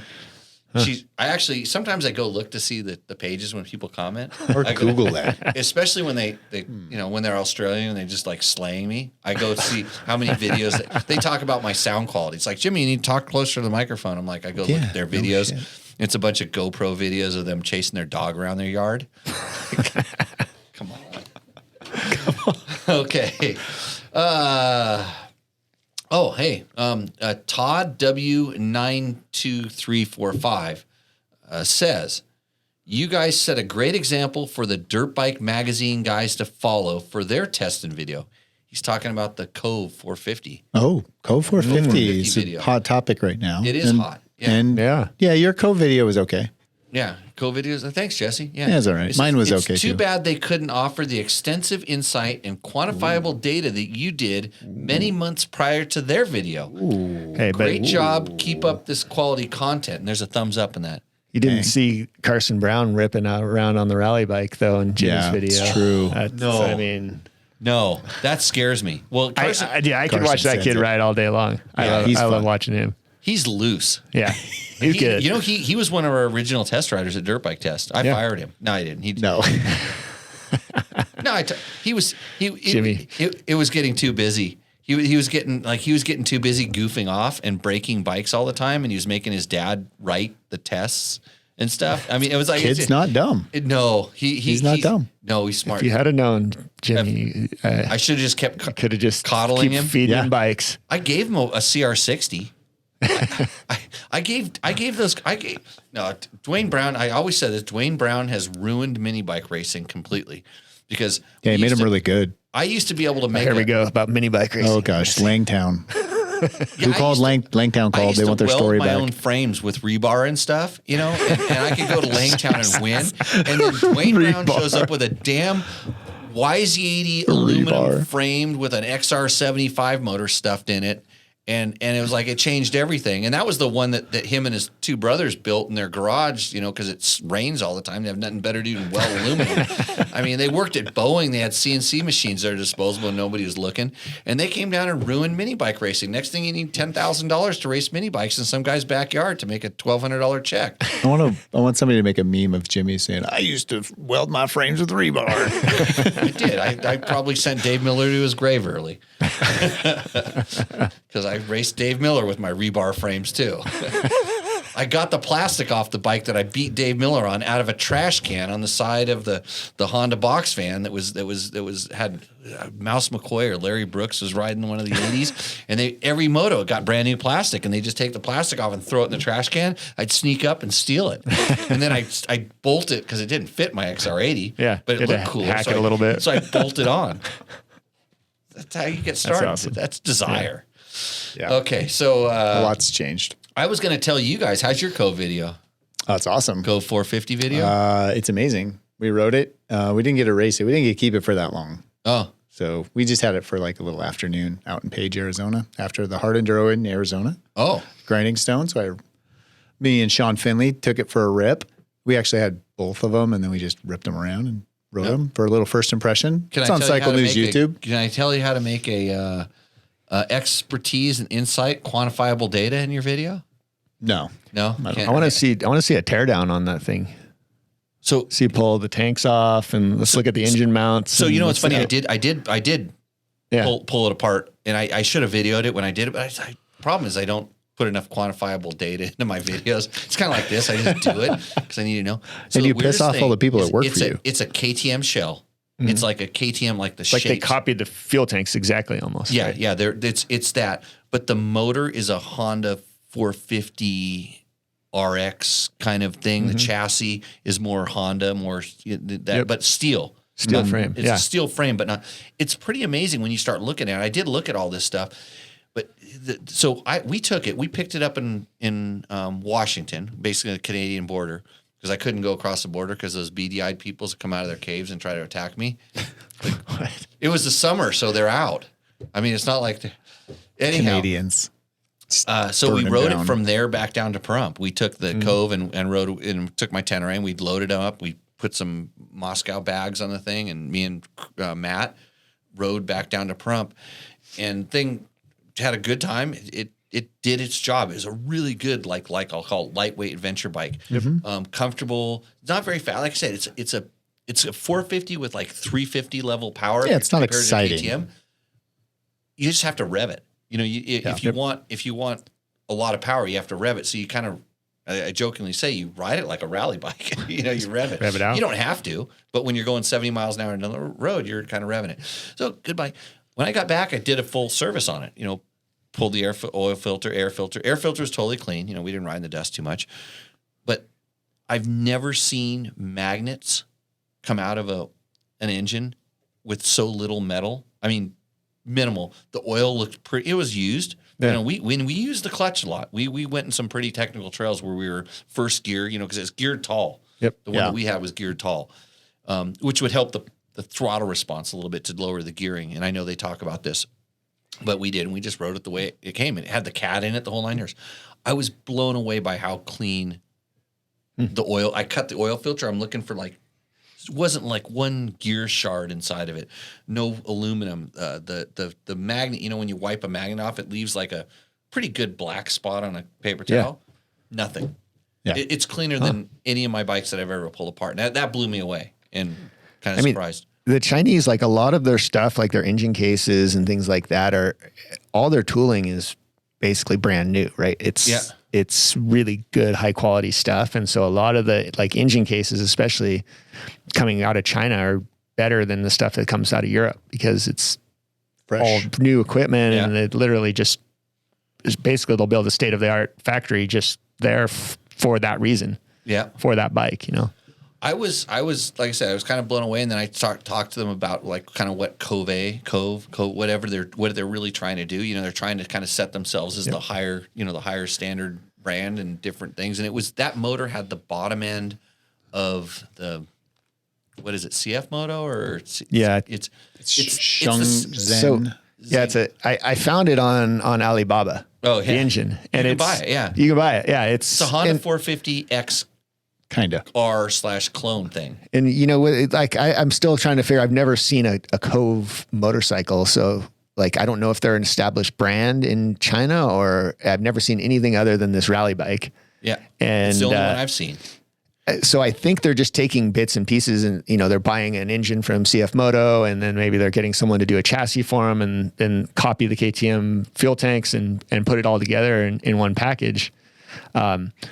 The other thing is like that prototype 800 or 700 adventure bike that they put out at EICMA or the twin whatever, cylinder, yeah. And that's like our 790 engine, motor, yeah. Right. So they're buying, like for people that don't know, like KTM sold the old 790 engine to CF Moto and as kind of a part of a joint venture, and now they're producing 790 adventures for KTM. Correct.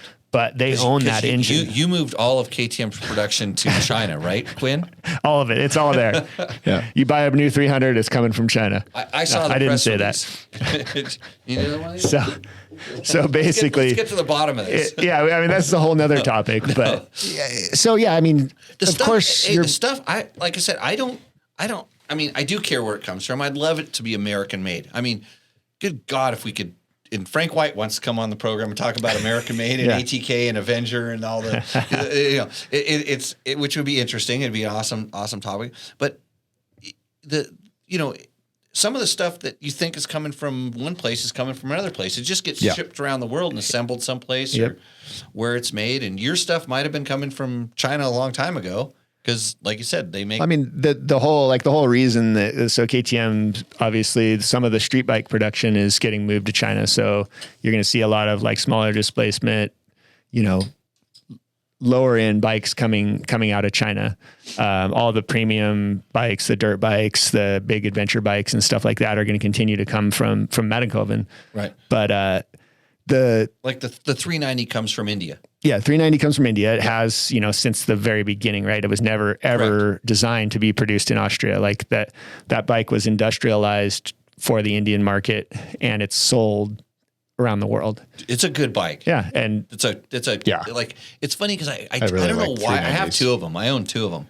I don't know why I forget that when people start talking about like adventure bikes and stuff, I don't know why I just kind of forget that. To recommend a 390 adventure. Everybody's like Honda CR 300L, CRF 300L. And where's that probably built? Brazil? Yeah. I mean, I don't know. Well, and that's the whole root of the China thing is on the street side, you have to compete on price. And so you're competing with Kawasaki, Yamaha, Honda, that are all building bikes in China and, Thailand and Indonesia and stuff like that. So to compete in the street, you have to have a low price cost advantage. bike. Yeah. And Austria is basically at capacity just building dirt bikes and adventure bikes. So it's difficult to expand beyond that. And, but it's pretty amazing. Like you said, with the 390 adventure, I mean, like Jesse and I, we've taken those things on rides all over, and they're a killer bike. Like we thrash the hell out of 390. They just keep coming back for more. Yeah. So I rode it. We did the same ride that I did on the Cove. I did on a KTM 390 the year before. I mean, different, but the same distance and all the stuff. Me and Logan, there's supposed to be a video, but I need to get Chat GTP or AI to finish the damn country song that I wrote. I got most of the words done. I could probably feed it in as Jesse showed me. It'll do it for make you. Your theme song. Yeah. I don't want to give up my only skill in life because this. And that's what we're going to be stuck with. Tech Talk Taco Tuesday number 216. If I can't do it on Tuesday, I'm probably just going to ask like an AI to do it for me. Yeah. It'll be better. We'll replicate you pretty soon. I mean, Right. Chinese dirt bikes and AI journalists will be in business. It's getting there. Seamarsh 3756 says, this show really needs to be sponsored by Adderall. I just watched a documentary on Adderall. And Really? I'm all Is it about good for you? I don't think it's good for you, but I'm interested. Okay. Oh, good. I'll take that as a compliment then. Yeah. Quinn, at any time you can just pat me on the back when it gets to this point. Roger Sipes 3335 says, outstanding review. And that could have been posted on any one of our amazing videos on www.dirtbiketest.com. That's an easy one to remember. Yeah. Dirt bike test. It's not, you don't have to spell it out. Just say dirtbiketest.com. Nobody does the www thing anymore.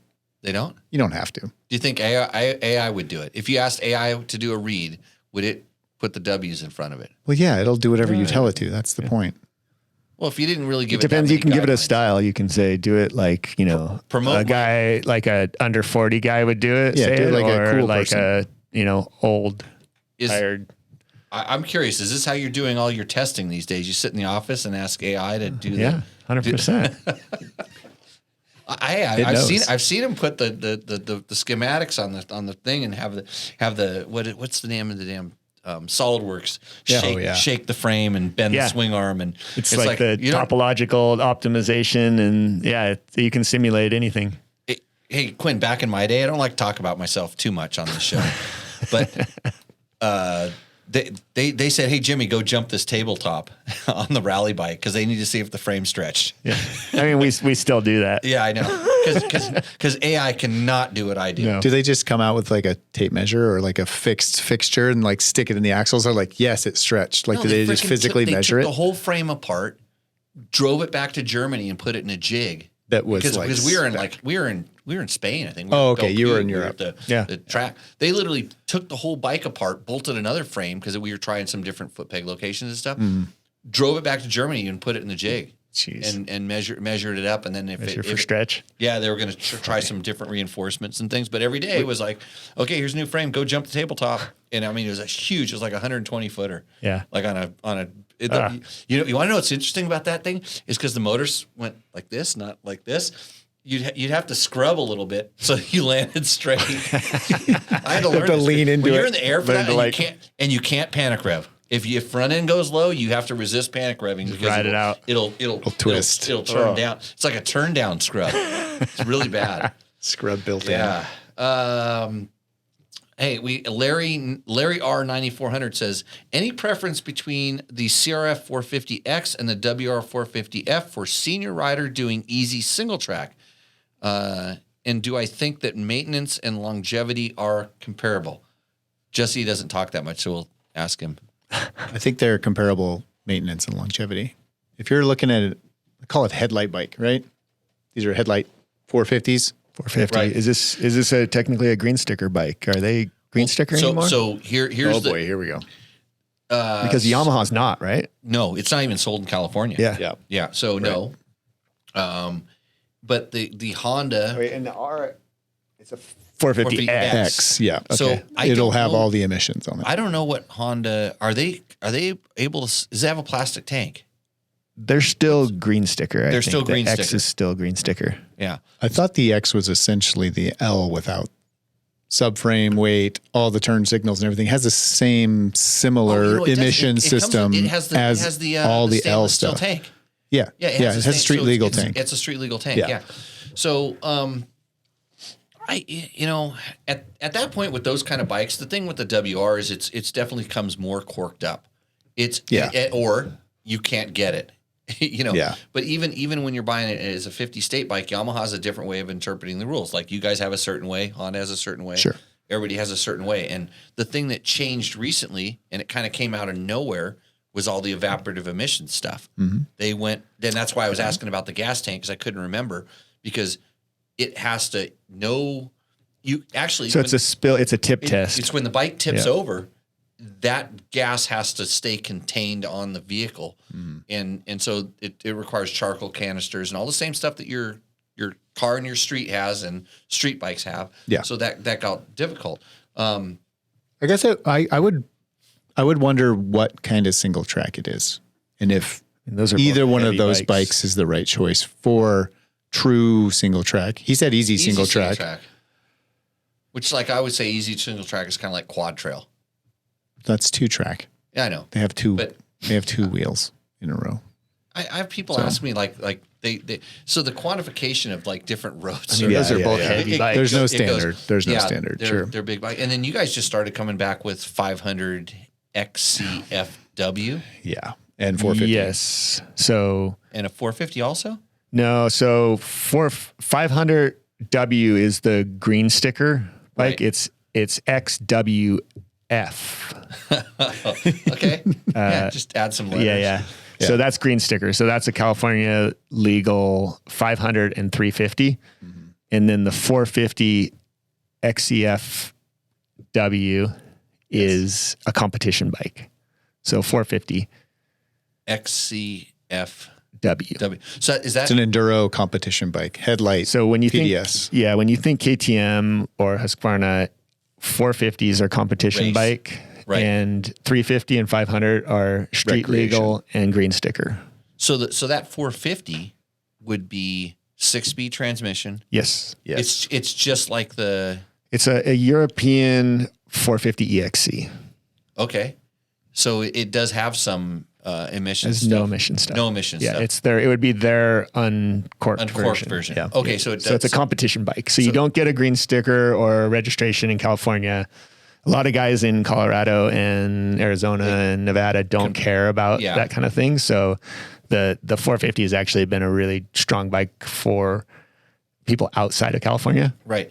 And it doesn't have it doesn't have any evap stuff on it. It's No, just regular it's a gas race tank, bike. like a race bike. Oh, Yeah. I didn't know. I didn't know they. Yeah, a lot of people. So the first year, nobody really knew about it. I don't even So the know first about year this. I was 23. Yeah. And no one really knew what it was. And we had to, it was kind of slow. Like it didn't really sell. And then we were like trying to explain to people, hey, it's, because someone told me, they go, don't get a 500, get a 450, and I'm like, why? I like the 500 engine character better. Yeah, I it's great. just really do.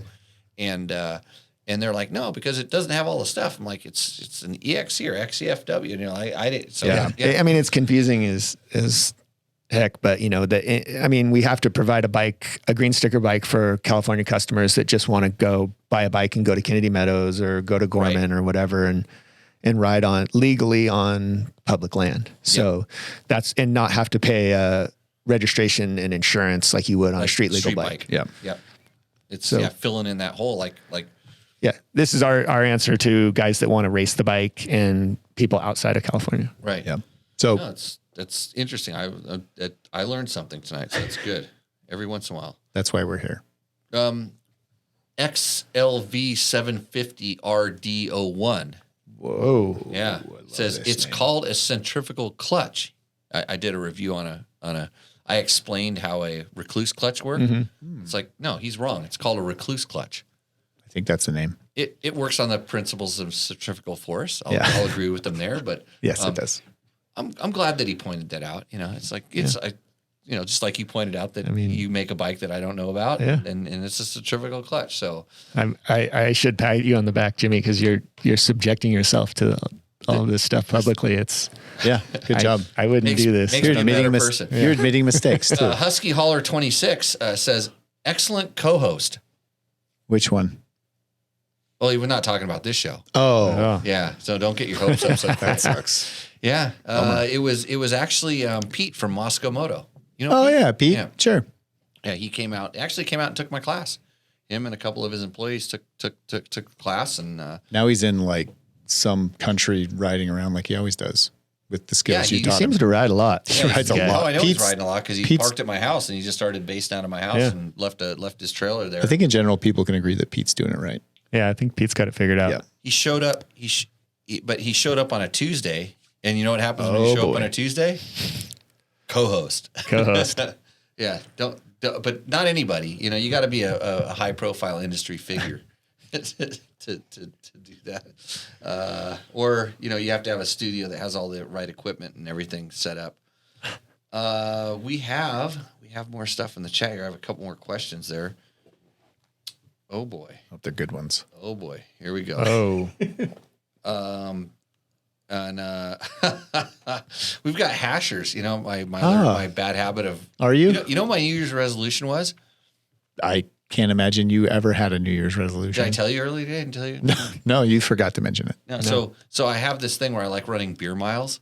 Yes, I've tried that with you before. It didn't work. Yeah. I So went 1/4 of a mile and I'm like, I'd rather just sit down and drink beer. That's easier. my New Year's resolution this year was to not run like beer miles or something. So I went running with my running club, and we did one on the first, like 10 o'clock in the morning. Just blew it right away. So now I'm back. Now I'm back to normal. Got that out of your system. Got it. Yeah. Broke your New Year's resolution. So did you have questions January from 1st? hashers or comments? Yeah. Well. Are they inappropriate like most hashing things? Well, like one of them said to San Felipe Bob, I saw it here a second ago. It was a hasher Hunka Hunka. Ooh. Says to San Felipe Bob, where did it go? Quit pounding the little man until your cuff heals. That's what I was afraid of. Oh, boy. Jesse G said, would KTM consider putting at least 3 gallons of gas on the EXC model stock? That's a really good question. Yeah, that is actually, a really good question. And I mean, in the end, we've discussed this before, but in the end, it kind of, for us, it's easier just to leave it for the aftermarket. I mean, it depends on obviously, if you're talking EXC street legal, then, that's more fuel. We talk about the EVAP system that you have to make the bike pass EPA regulations and whatnot. So yeah, more fuel, you're going to have a bigger EVAP system, all these things. So we tend to leave that for the aftermarket. It's funny because I don't think a lot of regular consumers kind of understand like a lot of what you do. You probably, before you did what you do. I didn't understand it. No. Yeah. I'm still learning all the time when it's like, why can't you do this? It's like, oh, and then you get to like, well, it has to do with some regulation. Yep. Like everybody's like, why do they sell them all corked up? Like, have you heard of the sound testing? Yeah. Like the tires on your bike are not on your bike because they're the best tires for traction and performance. They pass a sound test on bikes that are required to do that. Yeah. I mean, a 500 and 350 EXC is a street legal bike. And so it has to pass sound tests, braking tests, all the emission tests, EVAP shed tests where they put them in a shed, like it's a simulated heated up hot environment. Yeah. And there can't be any fuel vapors that come off the bike. So there's a lot involved in like delivering that bike. So, try to have a formula that works and kind of stick to that. You've got to be thankful that some of these manufacturers are willing to go through the hoops that it takes to get these bikes to you. I mean, just, and the fact that the good thing is, like you said, they'll let the aftermarket manufacturers take care of it. Some people only want a gallon. Yeah. I want 2. I want the stock tank, or I want 2 more gallons, because I'm going to ride it completely, sort of completely different. And, in Europe too, that the EXCs are, what we have here is pretty close to what like the competition bikes are in Europe. And they only want a 2-gallon tank. Like they don't want much more than that. So getting them to I mean, there's a gas station. There's a gas station in every town, kind of thing, and their towns aren't more than 10 miles apart. Right. Yeah. And now also like they're very similar fuel tank to what's on like the XCs and XCWs, and so to have one tank is a lot easier. Correct. Takamoto Co. Oh, they're watching us live. Says we'll get some jail private label Adderall up on the website. Oh, that's the good stuff. Yeah, that's the good stuff. I don't know if you want to go into that business, Mike. I mean, I know some suppliers out in Pahrump. Oh, we heard about what Pahrump was good for earlier in the show. If you know what I mean. Try not to insult anybody here. Yeah, it starts with an M. It's M Adderall. Meh. Yeah, I mean, it's kind of the same, right? Yeah. I don't know. I mean, most. What's funny is I don't know why it's so stereotypical of like the kind of the desert Southwest, because it's in the woods.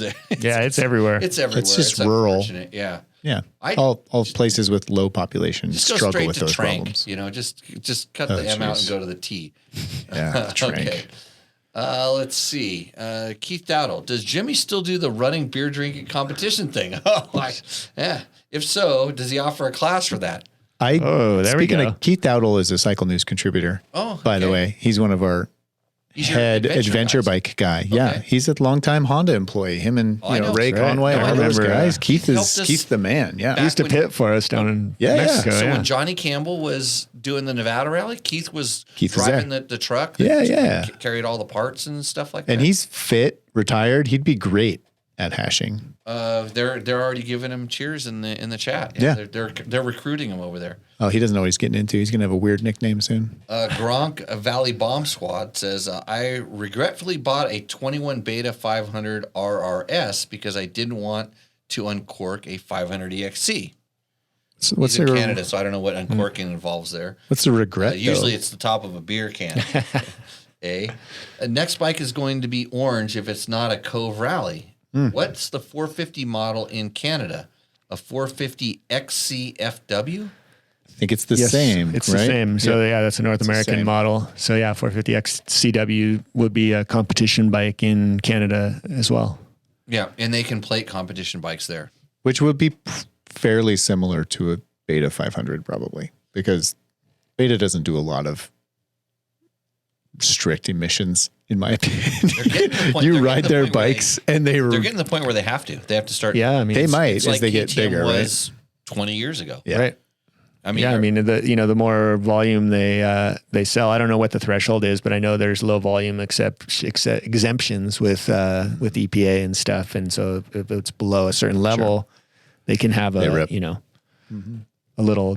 Maybe the regulations a little less stringent. But that 450 is I don't know, super popular. I was talking to Chris Vestal, Moto Minded again. He's like, I just went for a trail ride, and I was like, I'm jealous because I'm in the office. And he's like, yeah, I got that 450. It's so awesome. And he's a Colorado guy, so I think he has a license. I know they're loud. Probably 450 or the 5 betas. The Beta. I just know the Beta street legal bike. It's like rah, rah, rah. Yeah, because they sound like little trophy trucks on it. Yeah, they like have a full FMF system on some of them, and they just rip. The 430 is especially raspy and spunky and really fun to ride. Is that? I mean, are the ones you guys are seeing, are those stock, or they've been the ones that that I've ridden recently? We actually, Kit Palmer, I think at Cycle News, has a 500 RR street legal bike right now, but I haven't ridden it. He should get on the show is Rodney Smith. He'd tell you all about the emissions on He would. I could probably get Rodney. I'd just have him come down and tell him let's go riding on Tuesday. Yep. It's like, hey Rodney, sit down right over there. Well, I say here's tequila. He's their media guy. I know. Yeah. Rodney brings Rodney will hook you up by all the time. It's all good. Chris Alamango. So you familiar with this guy? I've heard. He's Australian. Oh, Yeah, he says, one of your fans. Does Jimmy still do the pushy death ride? If so, when is the next one? Ooh. You know the pushy death Yeah, ride. I've heard of it. I've never been yeah. invited because you're inconsiderate. No, because you chickened out. It's like a little 33-mile. It's really fun. It's the mountain bike one. Yeah, we it's a started mountain bike at the ride. White Pipe, Okay, and we yeah. ride up to my cabin. Yeah. It's 33 miles. It's always really hot, and it's like the wind seems to always blow in your face the whole way. It's uphill and it's sand. But they paved that first section now, so it's gotten a lot easier. I did it last year. I hadn't ridden. I probably did like 10 miles in the whole year preceding it. I did it last year. It was horrible. Sounds like one of our bad ideas. It sounds very normal for us. I probably drank more beers than I did miles on the bike. It was a long day. Donatoni just like did out and backs and stuff. Yeah. Tony's not breaking a sweat. Doing hill repeats. Yeah. He's an athlete. He rode a gravel bike on it. Yeah. In the sand. I ran into Donatoni. We were doing the rock cobbler gravel bike race in Bakersfield last year. And I ran into Donatoni. I was out on the course and I'm eating a bag of potato chips. And I'm trying to ride my bike and I look over and there's Donatoni next to me. Is he doing push-ups or burpees or something to get a workout in? He hung out for a minute and I'm like, go. Yeah. I'm not going to keep up with you, Tony. So, okay, back to the, where's our question? Got a couple other more. So if you have any more questions, feel free to pop them up in the chat. We will get to all of those tonight. Thanks again. I was informed by one of our people in the chat that I need to reintroduce my co-host. Yeah. Jesse Ziegler from Cycle News. Hi. And Digital Throttle and the Dakar Daily Podcast. Yeah, Dakar Rally Daily Podcast. Dakar Rally Daily, brought to you by Climb. Brought to you by Climb. And Moto Minded. Lots of other people. And Moto Minded. Right. KTM. And Fasst Company. Fasst Company. So you're going to get... Rally Navigator. Rally Navigator. I get paid every time I say these words. Mike Shirley just texted me. I'm trying to get Mike Shirley Rally Navigator because we've got to go work on the Nora Mexican 1000. Yeah. Do you think if there was a 10 grand purse, it would get some pro riders there? To the Mexican 1000? Yeah. Nora. Yeah, it's full road book. And really? I'm going to make them. Like I sent away kind of some of my proposals today for where I wanted to go. Like it's not going to be, it's going to be, it'll be good. It'll be like no trophy truck hoop bullshit. It's going to be, you're going to have to find the canyons and, and I mean, it sounds super cool, but the hard thing is with like pro guys here is that it's either, Ricky or Skylar or, Mason and those guys and they're busy. They're in contracts and all this stuff. So then, there's a few other guys that would possibly do it, but because I don't know if I think we might get some of the top guys that might, because who knows, do we know where Sonora's at? We know it's off the FIM calendar. FIM calendar. Yeah. It's supposed to be in April. I talked to Ace today and he said April, but he doesn't know when. And I don't think Darren's posted anything yet. Yeah. And so I'm just thinking that, it's especially if you're a beginner, you want to get into rally. I promise you, this is the best one because there's nothing crazy technical with the map books, and we're 3 years in, to doing it map book only, and everybody resisted because those Baja guys want to see big giant arrows on 8x10 sheets, and they want to pre-run all this other stuff. So everything we did broke the rules, because Nora wanted to make it safe. And the good thing about with rally format is the dangers are marked in the road book. Mm-hmm. And we didn't make the road book difficult, so it was easy to stay on the course, and the dangers were marked, and so that the safety went up. We had less incidents, but we want to start making it better because now a lot of the guys that have been doing it, they're like, hey, this rally format's actually really fun. Like making these road books is fun. And part of Nora's deal with me was everybody took the class. They took my rally navigation class, so we taught them to navigate so they weren't going out there blind. Of course, probably 60% of them just logged in and then went and made dinner or drank beer. I didn't drink beer while I was doing the class, but we taught them, and they actually were very successful at navigating, and the road books got high level. I mean, they're as good as you can make road books for what we're doing. So kind of a cool thing. So if you're into rally and you want to, if you want to start, because it's hard, it's almost impossible to do an event in the United States. Yeah. Because just of permitting, I know this because I work on other events where we do we don't really do cross country. We do cross country in open areas. Yep. Because it's the only place you can do it. But the permitting, you literally have to permit every road anybody could possibly drive on. Yeah. So if you get lost, that has to be part of the course. Yeah. Yeah. And there's guys that are saying, oh yeah, I'm going to do a rally. And there's a guy in Utah, the Kota rally, where he has managed to get a permit. And you look at his list of requirements, like you have to run a DOT tire in a tube because a Moose is not DOT. And so it's like he's just doing his best to fit get it to into happen. the rules and make it happen. Which is cool. Which is, I mean, it's awesome, that he's going to this level to do it. But it shows you how ridiculous the rules are. His whole rally is under a speed limit. Really? Because because you're on public road here or a public trail. Trails, there's certain areas, and I know this just from working on some of the other stuff I do. There's speed limits in rural roads, and if you all of a sudden close it down, it becomes a closed course. Yeah. Right. Then it has to be marked. It has to be patrolled, and every possible intersection has to be controlled. And So you're going to have to go to Baja, to Mexico, to mainland Mexico and stuff to do these type of things, and that's a whole nother level of how do we do this. Luckily, when I work with Nora, I have my counterparts, my Mexican counterparts they know the rules, they know how to do this, and it's pretty cool. But so it sounds like a fun event. I mean, I know everybody who does it is super stoked. They call it the funnest race on earth, and it's like doing the Baja 1000, but break it into 6 days. It's almost like pre-running. It's almost like your last pre-run.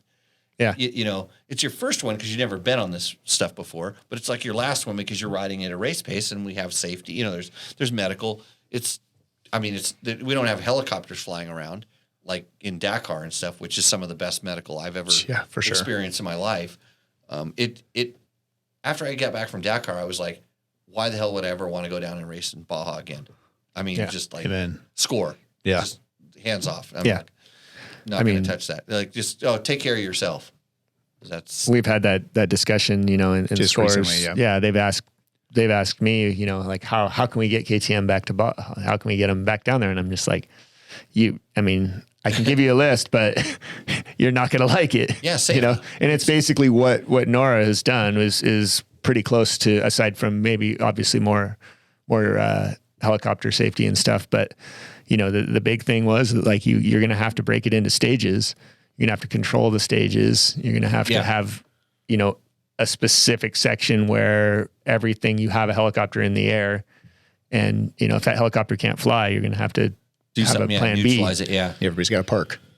And that's what the ASO does for Dakar, and they're smart about the way they do it, and the helicopters in the air to film things. Yeah. But when stuff goes wrong, it becomes medical, and so TV's paying for it, secondary or primary mission, but it becomes medical, and they have cars on the ground, and the good thing, I mean, think about it, it's bad, but it's good. Is like when there's an incident, the helicopter goes there. That's good footage. I mean, there's something's going on there. It's not good, but then they can address the situation and take care of it. And having been a recipient of flying in a helicopter in Dakar, I appreciate this. I understand this. Otherwise I'd be dead out there. So different. Yeah, I mean, you see like at the 1,000 this year, what happened with Cade, the rider for Mark Samuels. Yeah.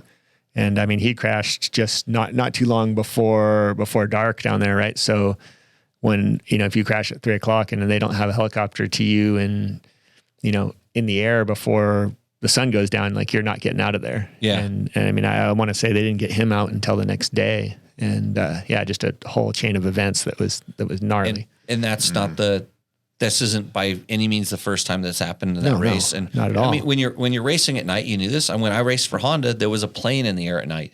Mm-hmm. There was a plane, and we had chase trucks that were on the highways and stuff that knew how to be able to get to you. Yep. And it was at least thought about. Yeah. If something went wrong, here's what we're going to do. But and you always rode knowing that, look, you can't crash down here. Yeah, this is not you're on your to own. crash. Yeah, I mean, even I guess I always sort of rode like that a little bit, but you're racing and you kind of take a little bit into your own, your own hands, but you got to understand the situation. And especially when you're involving manufacturers at their level with their highly paid guys and stuff like that, you expect a certain amount of safety, to be, it's dangerous. It's dangerous what we do. I mean, heck, your Dakar Daily Podcast. Yeah. The first one, the pre-show, was It's all live about now. the Injuries. Yeah. injuries of, and these are a lot of times just guys out training, Yeah. which blows me away, by the way, because I'm like, Yeah. I don't know, it's like, do we have a new send it culture? Has medical gotten so good these days that it's like, I can go to the hospital, no big deal? I think it's a little bit of that, like with social media and everything now. And it's like, these guys are all trying to outdo each other with, who can send it off the dune the furthest. And, they stop every 25 kilometers to video each other. And, and it's, it's like, yeah, you do that stuff long enough, you're going to crash. Back when Kevin was Honda and Kendall was his guy, our buddy Kendall. Yeah. And Kendall's like, I just feel like I'm this guy's filmer. Yeah. Film me. You got, And then I would see it, because I'm seeing him like, what the hell? You're gonna die. Like, you can't ride like that around here. I mean, this is like his first tour around like Pahrump. It's like, dude, our road books are not made this way. remember Beretta when he came over? Oh yeah, destroy himself out in Barstow. Yeah, that was Barstow. He didn't get to me. Yeah, yeah. I think he did like 2 days of suspension out at our place, and like, he blamed the bike, and I was like, no, it's Pahrump. I mean, when we did road books, for the most part, we would just go ride, like a dual sport ride or something, right? You didn't. My road books, the race first them. line in the damn road books is not marked for safety. Yeah. Because no dangers. we could have a thunder shower, and everything's gonna change. And in reality, and this is the way when I'm talking to these guys, when we're working with these guys, it's like, look, if you get off the ideal course, it's no longer marked for danger. Even though you see in 3/4 miles there's a danger, well, that ditch cuts at an angle that comes at it closer, and it comes at a half mile, and that triple down is now at a half mile, 3/4 mile, so you can't keep the throttle taped across. Like, I always tell, it's like, have you ever like seen the ocean and it's like it's all smooth, then the rogue wave with the cut on the back of it drops. Yep. Guess what? It's a half mile closer than you thought it was. Yeah. I mean, so even in a race, you have to. So some of this, and I think the problem is some of these guys, like they're kind of trusting the road book too much, or they get comfortable turning their brains off. And they said, if there's no dangers in the road book, how do you know you're on your road book? And here's where problems can, or for sure. I want to get the best Instagram banger. Maybe. I mean, competition's high too. I've gone out a couple times with Jordy Villadomes building road books with him, or just kind of following him around basically. And he is super anal about getting all the he has a dangers. real system. I mean, every single danger is marked. And he's like, hey, if I get lazy and miss a danger and one of these guys crashes, it's my fault. It's not their fault for crashing. I'm on the other side of that. I know I am too. I'm like you. I'm like, hey, don't be stupid, But you see where he's used to making it, where he's at in Spain and stuff like that. And then also when they go to Morocco, there's so many less dangers. Mm-hmm. Like I think this is why they've kind of come over here as well, because you train here and then the riding over there, even in Saudi and stuff, they say it's not nearly as like you've raced in Morocco, right? Yeah. So did you ever feel actually, I've never raced in Morocco, ridden there, but I'm just going to take it now. Yeah. But it's like here, every other like thing is going to kill you. Yeah. Where there, 99 out of 100 don't kill you, but it's that one big one. Yeah. It's that you just get complacent because it's like nothing. But here, if you saw that, if the road did that, you have to slow down. You have to check up. There, it's like if you check up, you lose time. Yeah. And so it's a different, I think I always want to say it's an older desert where the holes have filled in a little bit, where our desert is still new and it's got more cut to it. And yeah, there's a lot of elevation in our desert, and the water is always running. I think over there it's a little flatter and kind of more of pulled up. And so over there, if it's danger, it has to be marked because you've just gone over 15 things that should have been danger, and there's one that is, and that's just the one thing I know is the very first time I rode across there, I'm just like, why am I letting off? I just kept letting off. And then I wondered why I was so much faster than guys like Peter Hansel in Nevada, because everything looks terrible. Because every time he saw something, he's like rolling out of his throttle. I'm just like, that's not bad. That's not bad. But it's a total opposite. It was different, so just what you're used to. Crazy. Okay. Another question from Asher Leto 3801. He says, I'm having an issue where if I stiffen my forks, I can ride harder, but my wrists hurt. And if I run soft, my wrists are fine. So he's talking about fork setting, but I bottom out too much. What would the feasible solution be to this? Jesse? I think I know your answer to this one. Jesse? Flex bars. Right. I would say the exact same thing. Fasst Company flex bars. You stiffen your suspension up to give you hold up, and you just sure that's use not the comfort Cole? of the bars. Yeah, is that Cole? No, is it's that not Cole Cole. asking? It's not Cole. I know flex bars would help out, but I don't have $300 to spare. Ooh. Would a respring for my weight help? Depends. So I love helping people out, especially when they've just completely discounted the sponsor of mine that is by far and away the best solution. How much is a respring going to cost you? $120. You're halfway there. I mean, if you buy springs and have Doing it somebody throw them in, yourself. but where are you going to get away with the bushings and seals and somebody to what do I'm it, telling and they're you. going to want to valve it, and and what you're I'm going to be telling you. $900. Okay, so Jesse, what's your answer? You can't use flex bars. What are you going to use? You can't use. Why can't you use flex bars? Because he doesn't have $300 to spare. He's going to respring his forks for $200. I would tell this guy, first off, what bike are you riding? It's a DRZ 400, I'm guessing. Because he's asked a lot of questions before. Okay. But I know, actually, he came out here and raced. He came out to District 38 and raced a race on a DRZ 400 he'd never ridden before. Okay. But anyway, so that might be the bike. Respect. Yeah. So that's a little bit of a clue to his setup. Well, I'll tell you what. The reason his wrists hurt is because he did that, and they've never recovered. Okay. Possibly. Yes. And the suspension probably needs a service after that. Right. Sure. Yeah. There was some suspension questions previous to that, but he wrote it between. I didn't get to this question, and I was going to try to help him, but he's still running down this thing. I'd say yes. I have the answer. Service it, put the right springs in it, and run it. Set your sag. Right. Fork oil height. I'm going to say add some fork oil height because that's going to stiffen it up and increase the bottoming resistance, and that's the cheapest, easiest thing to do just to start with.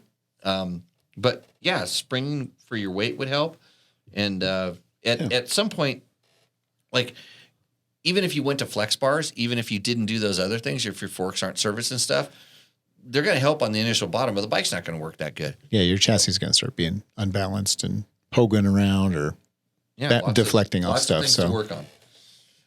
Asher Leto. Okay. Jan Grace. And I have to confess that I pulled this off of Jan Grace. I pulled it off of the the Dakar Daily Podcast. It was a comment that was left on your show's on our podcast. YouTube channel. It says, "Hello. Hi. I don't know why you're always on my Facebook friend recommendations page, but I'm pretty sure we don't know each other. Because we're likable. Maybe we have some common interests or some kind of connection." Oh. I tried to send you a friend invite, Jesse, but it failed. On Facebook. You can send me a friend invite. Let us know the truth. In any case, I wish you all the best. Is there a link I can click on and download something? That's amazing. Yeah. Yeah, there was. Wait, can we pull our profile up and see what we're working with here? It was all writing that I wasn't familiar with. It might have been kanji or some sort of Middle East scribing. I'm not really sure. Yeah, I'm usually pretty quick to accept all friend requests and click on links people send me. Yeah. So Jan Gracie, download. I think any file you send me, I generally download it because what could possibly go wrong? And So yeah. Send me another one. It probably went to spam. Right. Well, I collected it for you there. Thank you. Appreciate it. It was on your page. But anyways, just want everybody to know that Jesse is not actively taking care of his emails and things like that. That's not new. Aaron Pizzazz says, any thoughts on the Tactica electric bike at Dakar this year? I saw a little preview of the Dakar Future. I think they call it like their hydrogen combo bike, or not bikes, but vehicles. And is that really weird looking one with the front? It's just there's one that's normal looking. It just has this block. Looks like a BMW flat twin, but I think it's just batteries. Yeah, I could I could get down with that. Yeah, I mean, this is all about you. To put the weight too. Absolutely, out in front of your feet, down low, as low as you want it, down there in front of your toes. I saw it. It'll be interesting to see what those guys do. You know, we actually have a bit of a connection there. We have another Campbell racing in a hydrogen vehicle with Jamie. Yeah, Race Co. USA.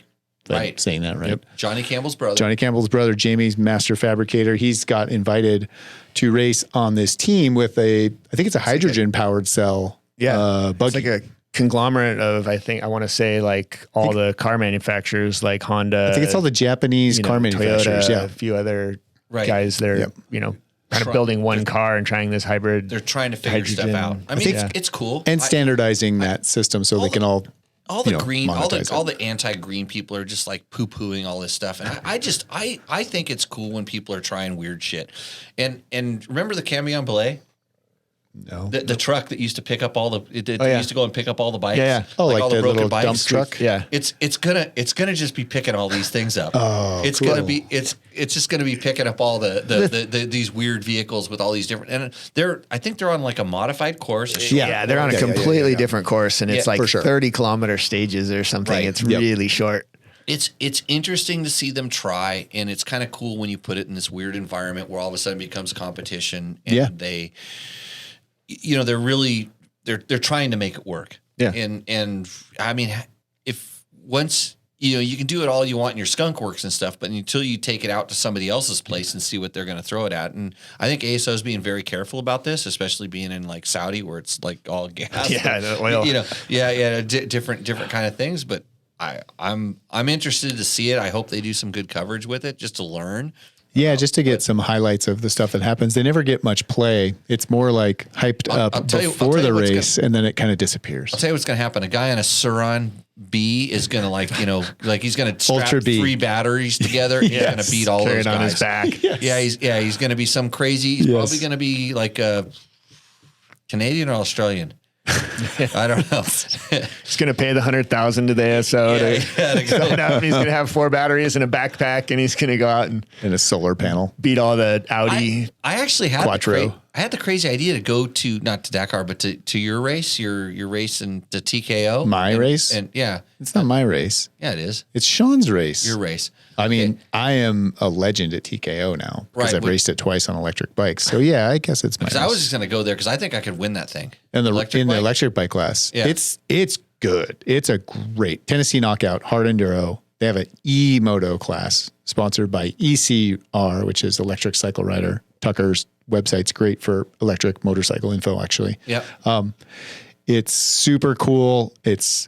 You run your own class, but then you get lumped into the main bike course for your final event. So you don't ride a neutered course, really. Yeah, you ride a real course, but your qualifying is set up so that you're independent qualifying so that only the best e-bike finishes get to go with the gas bikes, basically. But you get tons of, again, it's about how much time you get on the track and how much fun you can have. And it's ridiculously fun doing hard enduro on an electric bike. I did Surons for 2 years in a row there. As promoters, were you worried somebody on a Suron was going to be able to go kind of carry their bike through and like that light bike? And yeah, they're not that light to carry necessarily. Like you can pick them up a little easier. I've watched dudes in Hawaii do some stuff that you're talking about Hawaiians who are like on another level of like crazy things that they people shouldn't do. They just do like it's normal. Right.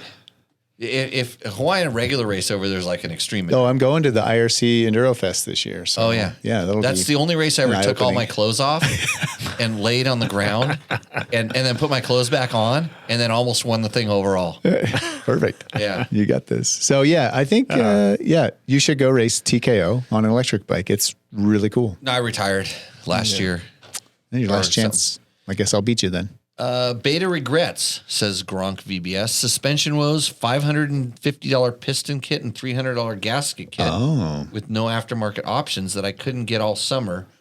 Parts. Bike was down from early spring and repaired in September.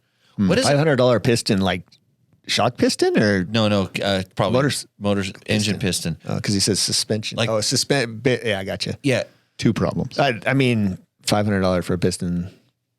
Whatever. it's getting there now. Yeah, getting that's there. that's what not is it, crazy. What does a That KTM sucks. 500 piston cost now? $350, $370? Yeah, I don't know retail, but Right. I mean, They're not cheap. Oh, like the OE one is up there too because Yeah.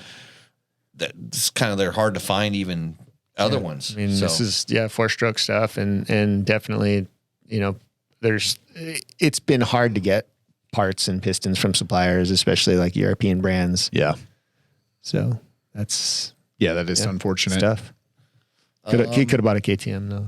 He could have bought KTM. He's thinking about it now. Chris B says, any thoughts on the Battleborn rally for May? All of the thoughts I described earlier about putting on a rally. I had asked some questions, about this one? What's a Battleborn Is this, rally? yeah, It's is this some guys a in Nevada rally? Some guys that are trying to put together a rally in Nevada, and they actually want to have a journalist class, Jesse. So, like motorcycle rally or Motorcycle like rally. all cars? and Motorcycle everything? rally. Just motorcycles. and I think they're gonna. I don't think they understand the scope of what their permitting will require. Oh, I see. That's just I can put it no simpler than that. So I don't have any thoughts until somebody explains to me. Mark Daniel says Quinn knows all about crashing in the Baja 1000 in the dark with no helicopter support at night. Yes. You do that too? Yeah. I We've all didn't know done about it, this. I've done. I haven't done that. Yeah. I was lucky enough to get picked up by some locals, some spectators in a Jeep that I had a broken femur. And otherwise I would have been remember there this till sunrise. But yeah, some locals picked me up, completely borracho, loaded me in the back of the Cherokee. And one of them jumped on the race bike and, rode it down course. And so Honda days, right? this was a KTM. Oh, KTM. Yeah. So, I was in the back of this Jeep bouncing around, my leg flopping all over the place. And I think it was maybe 15 miles out to the highway. And the guy kept crashing on the bike. And so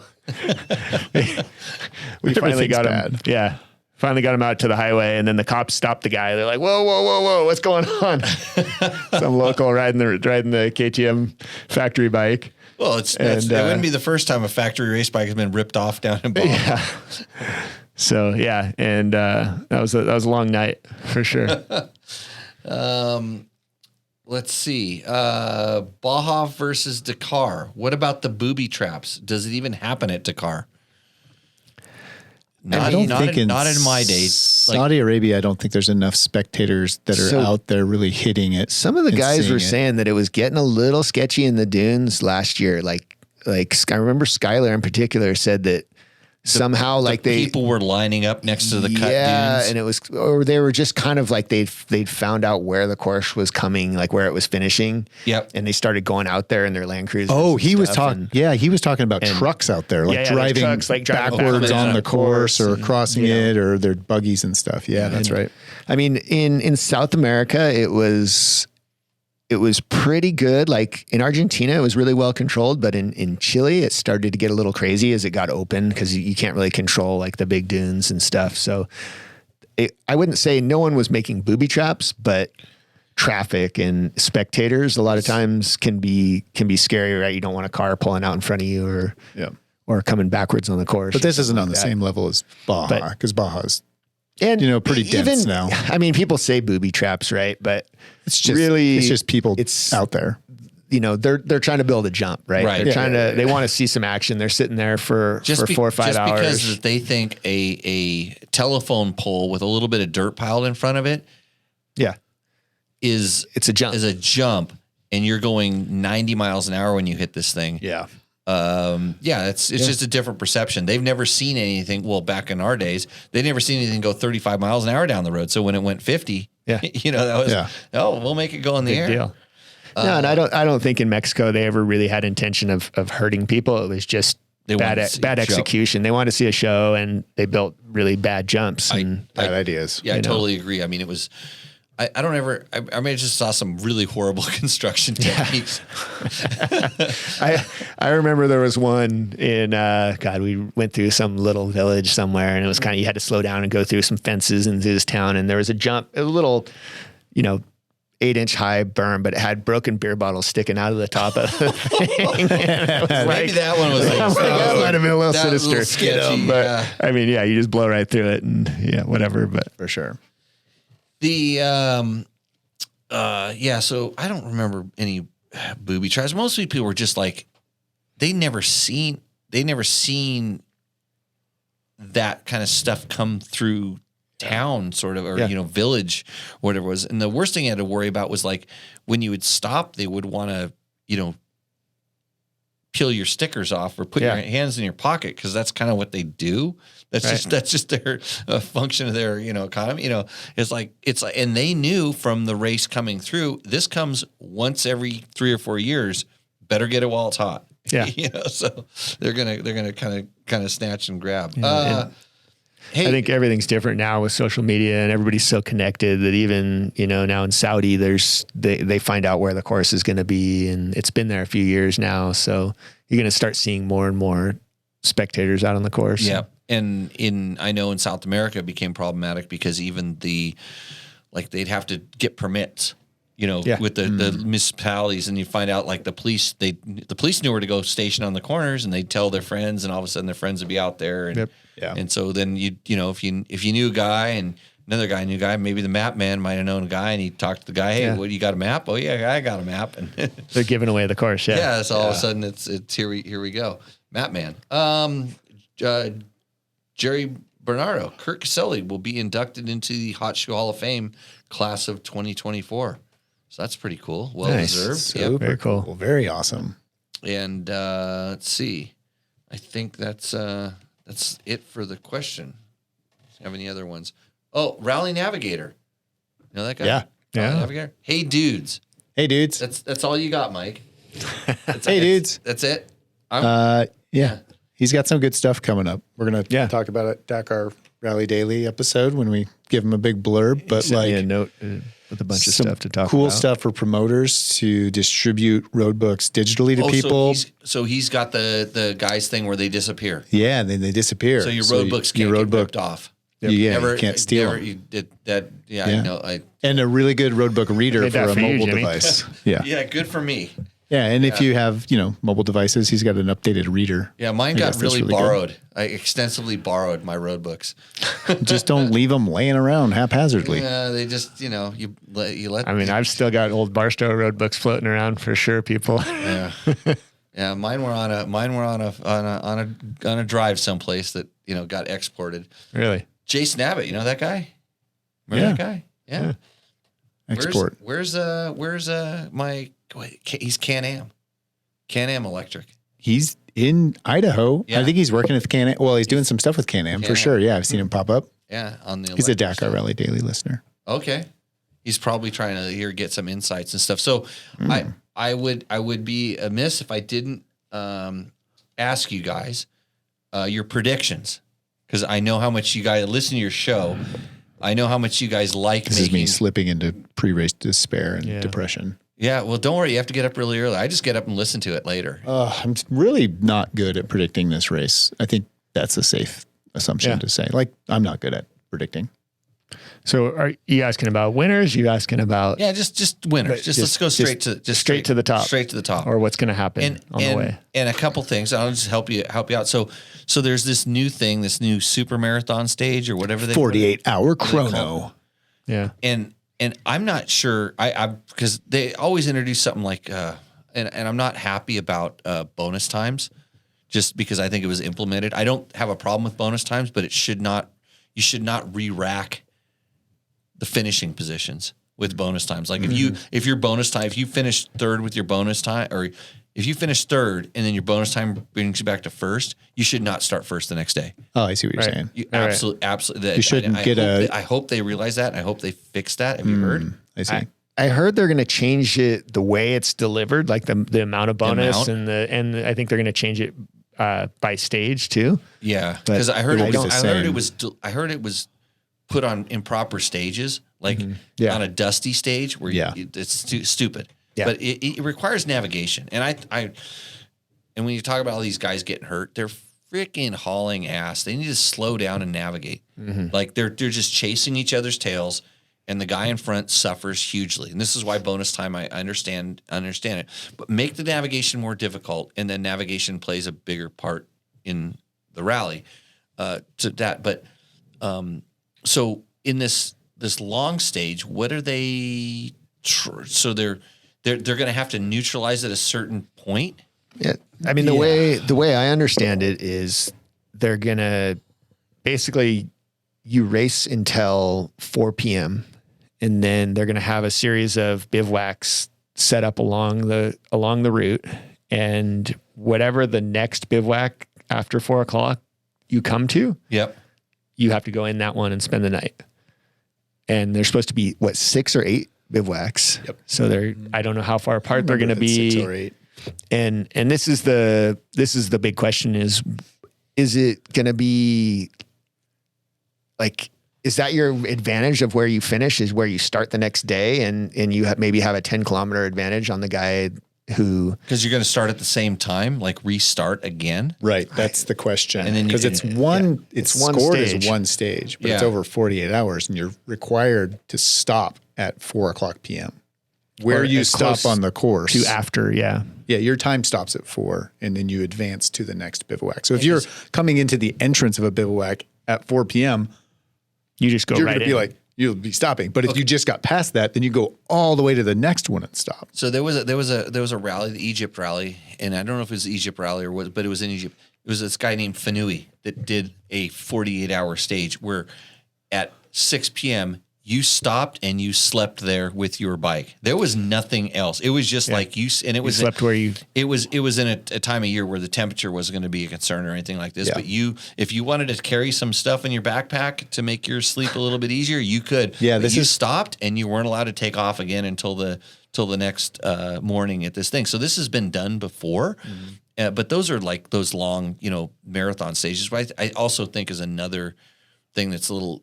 In my opinion, and of course I'm old and, fucking walked uphill in the snow every day to school, whatever I did, I don't remember. But like make stages longer, 400-kilometer stage, It's pretty long. Make them 600 and 800 kilometers like they used to be. And then you can't go all out because, where are you going to eat? You're going to eat at the end.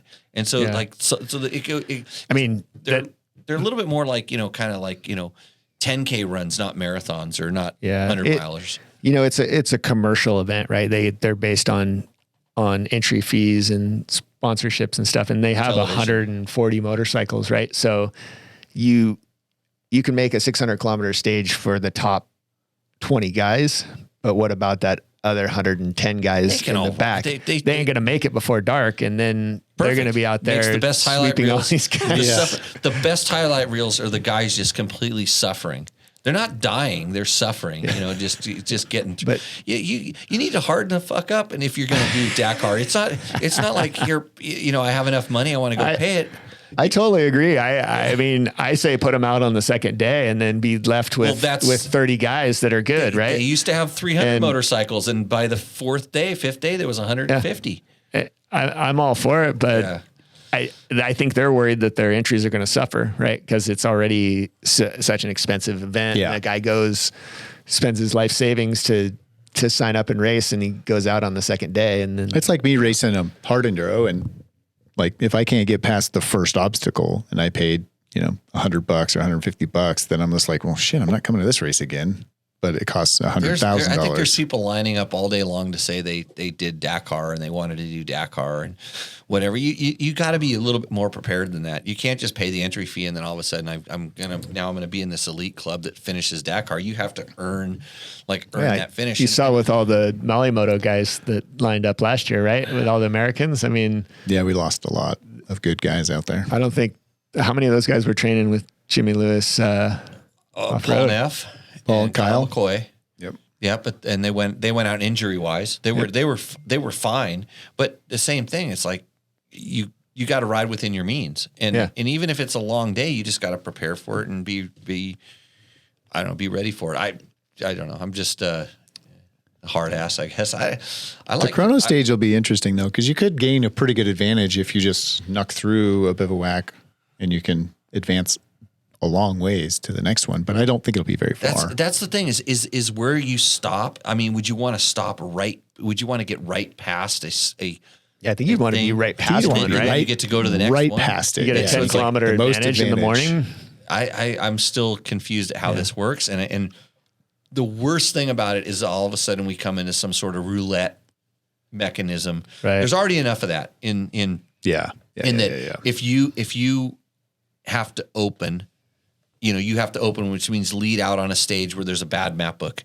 You get so screwed on this for nothing, no talent, no skill. It's just luck. It's just a map book that's not proper. This happened a couple years ago. Just dumb luck. So we've seen a lot of this kind of stuff, and it's very rare these days that you see. Although we've seen it this year, but they were on dusty stages, from what I understand.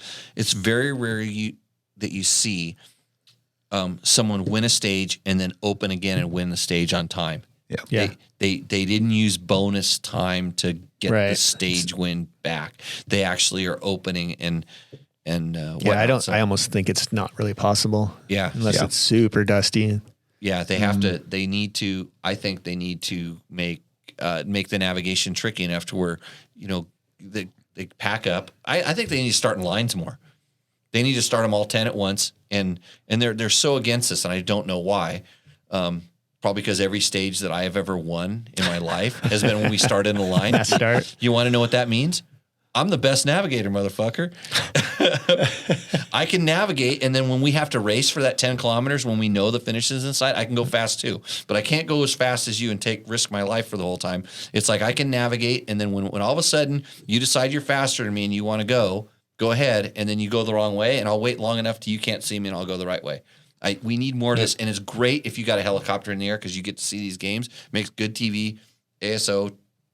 It's free advice. Go back to that.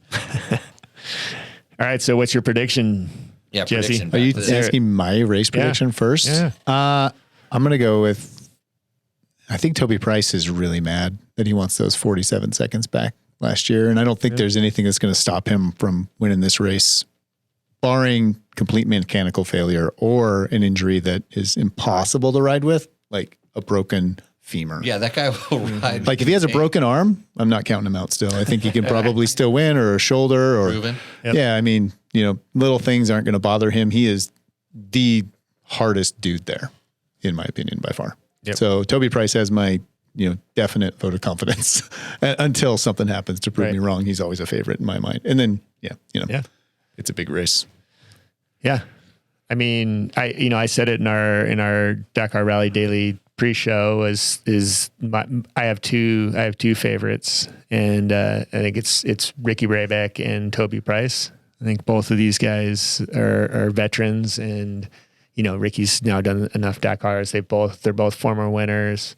I feel like Ricky's kind of in a good place right now. I think Jimmy probably know better, but I think he's been pretty quiet, and he's doing the work without maybe a whole lot of noise, fanfare and noise, and dangerous. So I think he's going to be dangerous, he's probably pretty motivated after last year. I think he learned some stuff maybe again. He's learned some hard lessons along the way. So I think this is his 9th race too. Yeah. Yeah, and it's like that crashing out last year. That was not common. That was sort of rare. Sure. For him to have that, and it just shows these guys like you know, the injury list kind of proves these guys are all pushing. They're all running pushing really hard. But in Dakar, all of a sudden it goes from being a 5-7 day race to 14, and then there's this whole other thing that happens. A lot of stuff happens right in the beginning, and then you just get in the kind of this, you know, like this pace. And I really believe Ricky is in the right place. I hope he's in the right place. I know he's done the work. I mean, there's no doubt about that. There's no doubt that there's definitely some other guys. And this is the crazy thing is that there's so many guys that are willing to just kind of hang it out. Because I remember when I was racing, there was guys that could hang it out to a level that they could put themselves in an untouchable position. Yeah. And they're and that's the way they rode. They're like, I can't win this thing on my speed or my navigation alone, but I can take some big ass chances and I can get out there. And there's a little bit of that injury. Like I said, injuries are proving that this is kind of a tactic or a technique for some of these guys. So I hope I hope it's tough. They say it's going to be the toughest one. I hope it's toughest one because I like to see that. Yeah. It wasn't too long ago that we would see guys get 45 minutes and just be out front and you know, the race would be a little bit boring. Right. And then last year, you know, we're at 45 seconds. Yeah. You know, so just crazy still. They've done, I mean, as far as making it a show, you know, they've done the things to tightened it up to turn it into a show. It just sometimes it's a little bit too much of a show. You know, and I think if there were longer stages, if they were 600 and 800 kilometer stages, then you'd see some gaps. You'd see 45-minute gaps, and you'd see guys losing. Yeah, you see the guys that are really good at just holding it together for that long of a period. So yeah, maybe it's. And the guys say that too. It's like, yeah, it was a 180 kilometer stage. I knew I wasn't going to be able to make any time, so I didn't even try. Yeah. You know, I just held it together and stayed with the group. Oh, I mean, didn't even try, but they pinned it. Well, you know what I mean. I didn't try to get in front. They knew they weren't going to gain anything, so it wasn't worth taking a big risk, right? They're pinning it for very quickly, very. Their idea of taking it easy is a different level. Whole different level, yeah. It's crazy. Awesome. Well, anyways, so everybody, thanks for joining and watching us on the show tonight. It's awesome to have such a big group on the Tech Talk Taco Wednesday with no tequila. Unfortunately, Jesse. No tequila. I didn't have a lot of notice. Okay. Next time. So Dakar Daily Podcast. Yeah. Search for it. Dakar Rally Daily. Anytime you get a podcast, is usually Apple Podcasts or Spotify or Google go Podcasts. there and subscribe to it it so you get the notifications and stuff. And then if these guys are off a little bit, they definitely need to leave it in the comments. And if you roast me in the comments. If they're bad information, just let me know and I'll deliver it back to them. It's always nice filter. to just rib my friends. Thanks a lot, Quinn. I thought we were gonna have a lot more KTM questions for you since you run the company and getting good. I'm all excited to go ride the 300 I have in the back of my truck, but everybody's telling me the Beta is better. But I don't listen to these kids anymore. I don't even know where that came from as far as the kids. Like, remember when there was something weird like a Beta, which Beta is not totally weird. Not anymore. They got a Supercross race team. God, but the 300 KTM is so good. Have you ridden the SX? Oh, I've not ridden the SX. Oh no, my God. No, I think I only rode XC. Same thing. Basically the same. Yeah. TBI though. Yeah. Throttle body. Yep. So pretty cool. Yeah. Very cool bikes. Jesse, thanks for letting us in here. You're welcome. Anytime. All good. Tell Sean he can buy dirt bike tests at any time. Trevor, I'll sell Trevor really cheap. He's way better than the other guy that puts bumps on your seat or whatever that guy is. I don't remember his name. So Corner Coach. Shout out to the Corner Coach. Cornercoach.com. Ryan Nitzen. I'd like to thank the sponsors of this show. I have to call up my list again to make sure I don't forget any. But it's Cycle News. Yeah, Cycle News. Cycle News. Just subscribe for free. Subscribe for free. Anything you get for free has got to be good, right? It's worth every penny. Okay. Cycle News, weekly motorcycle news, racing results. So much stuff. Yeah. Bike tests. It's a lot of stuff. They're almost as good as the ones we do on Dirt Bike Test. Like that guy said, informative. Again, Yamaha, Taco Moto, Scott Sports, Climb, DDC, Trail Tech, Fasst Company, Bulletproof Designs, and Double Take Mirrors. The other thing we're going to do with our Rooster Endo segment, so you know to get your bikes in, we're going to do a Rooster Endo show. All we're going to do is show people's bikes. We're probably going to do it at Taco Moto. We're going to have people bring some of their bikes. We might do some live bike critique. That's a great idea. So I know I'm going to get punched in the face. When I tell somebody what I think of their bike. I think the people you piss off just leave and they're like, wait a minute. I should have punched the guy. I should have punched that guy. Apologies to all the Canadians and Australians out there. I'll expect all the comments in the morning back on the thing. We'll put them on the show next week. So with that, what we like to say at the end of the show is we will see you out on the trail. Give a thumbs up and say cheers. Cheers. And don't forget that I welded my bike with rebar. Oh boy. Now I got to remember how to turn this whole thing off. Oh shit. If you liked what you saw in this video, come check us out over at dirtbiketest.com on the webs. We have bike tests, product tests, a lot of fresh dirt, and you can even support us by clicking through our links. Hopefully, we'll see you out in the trail.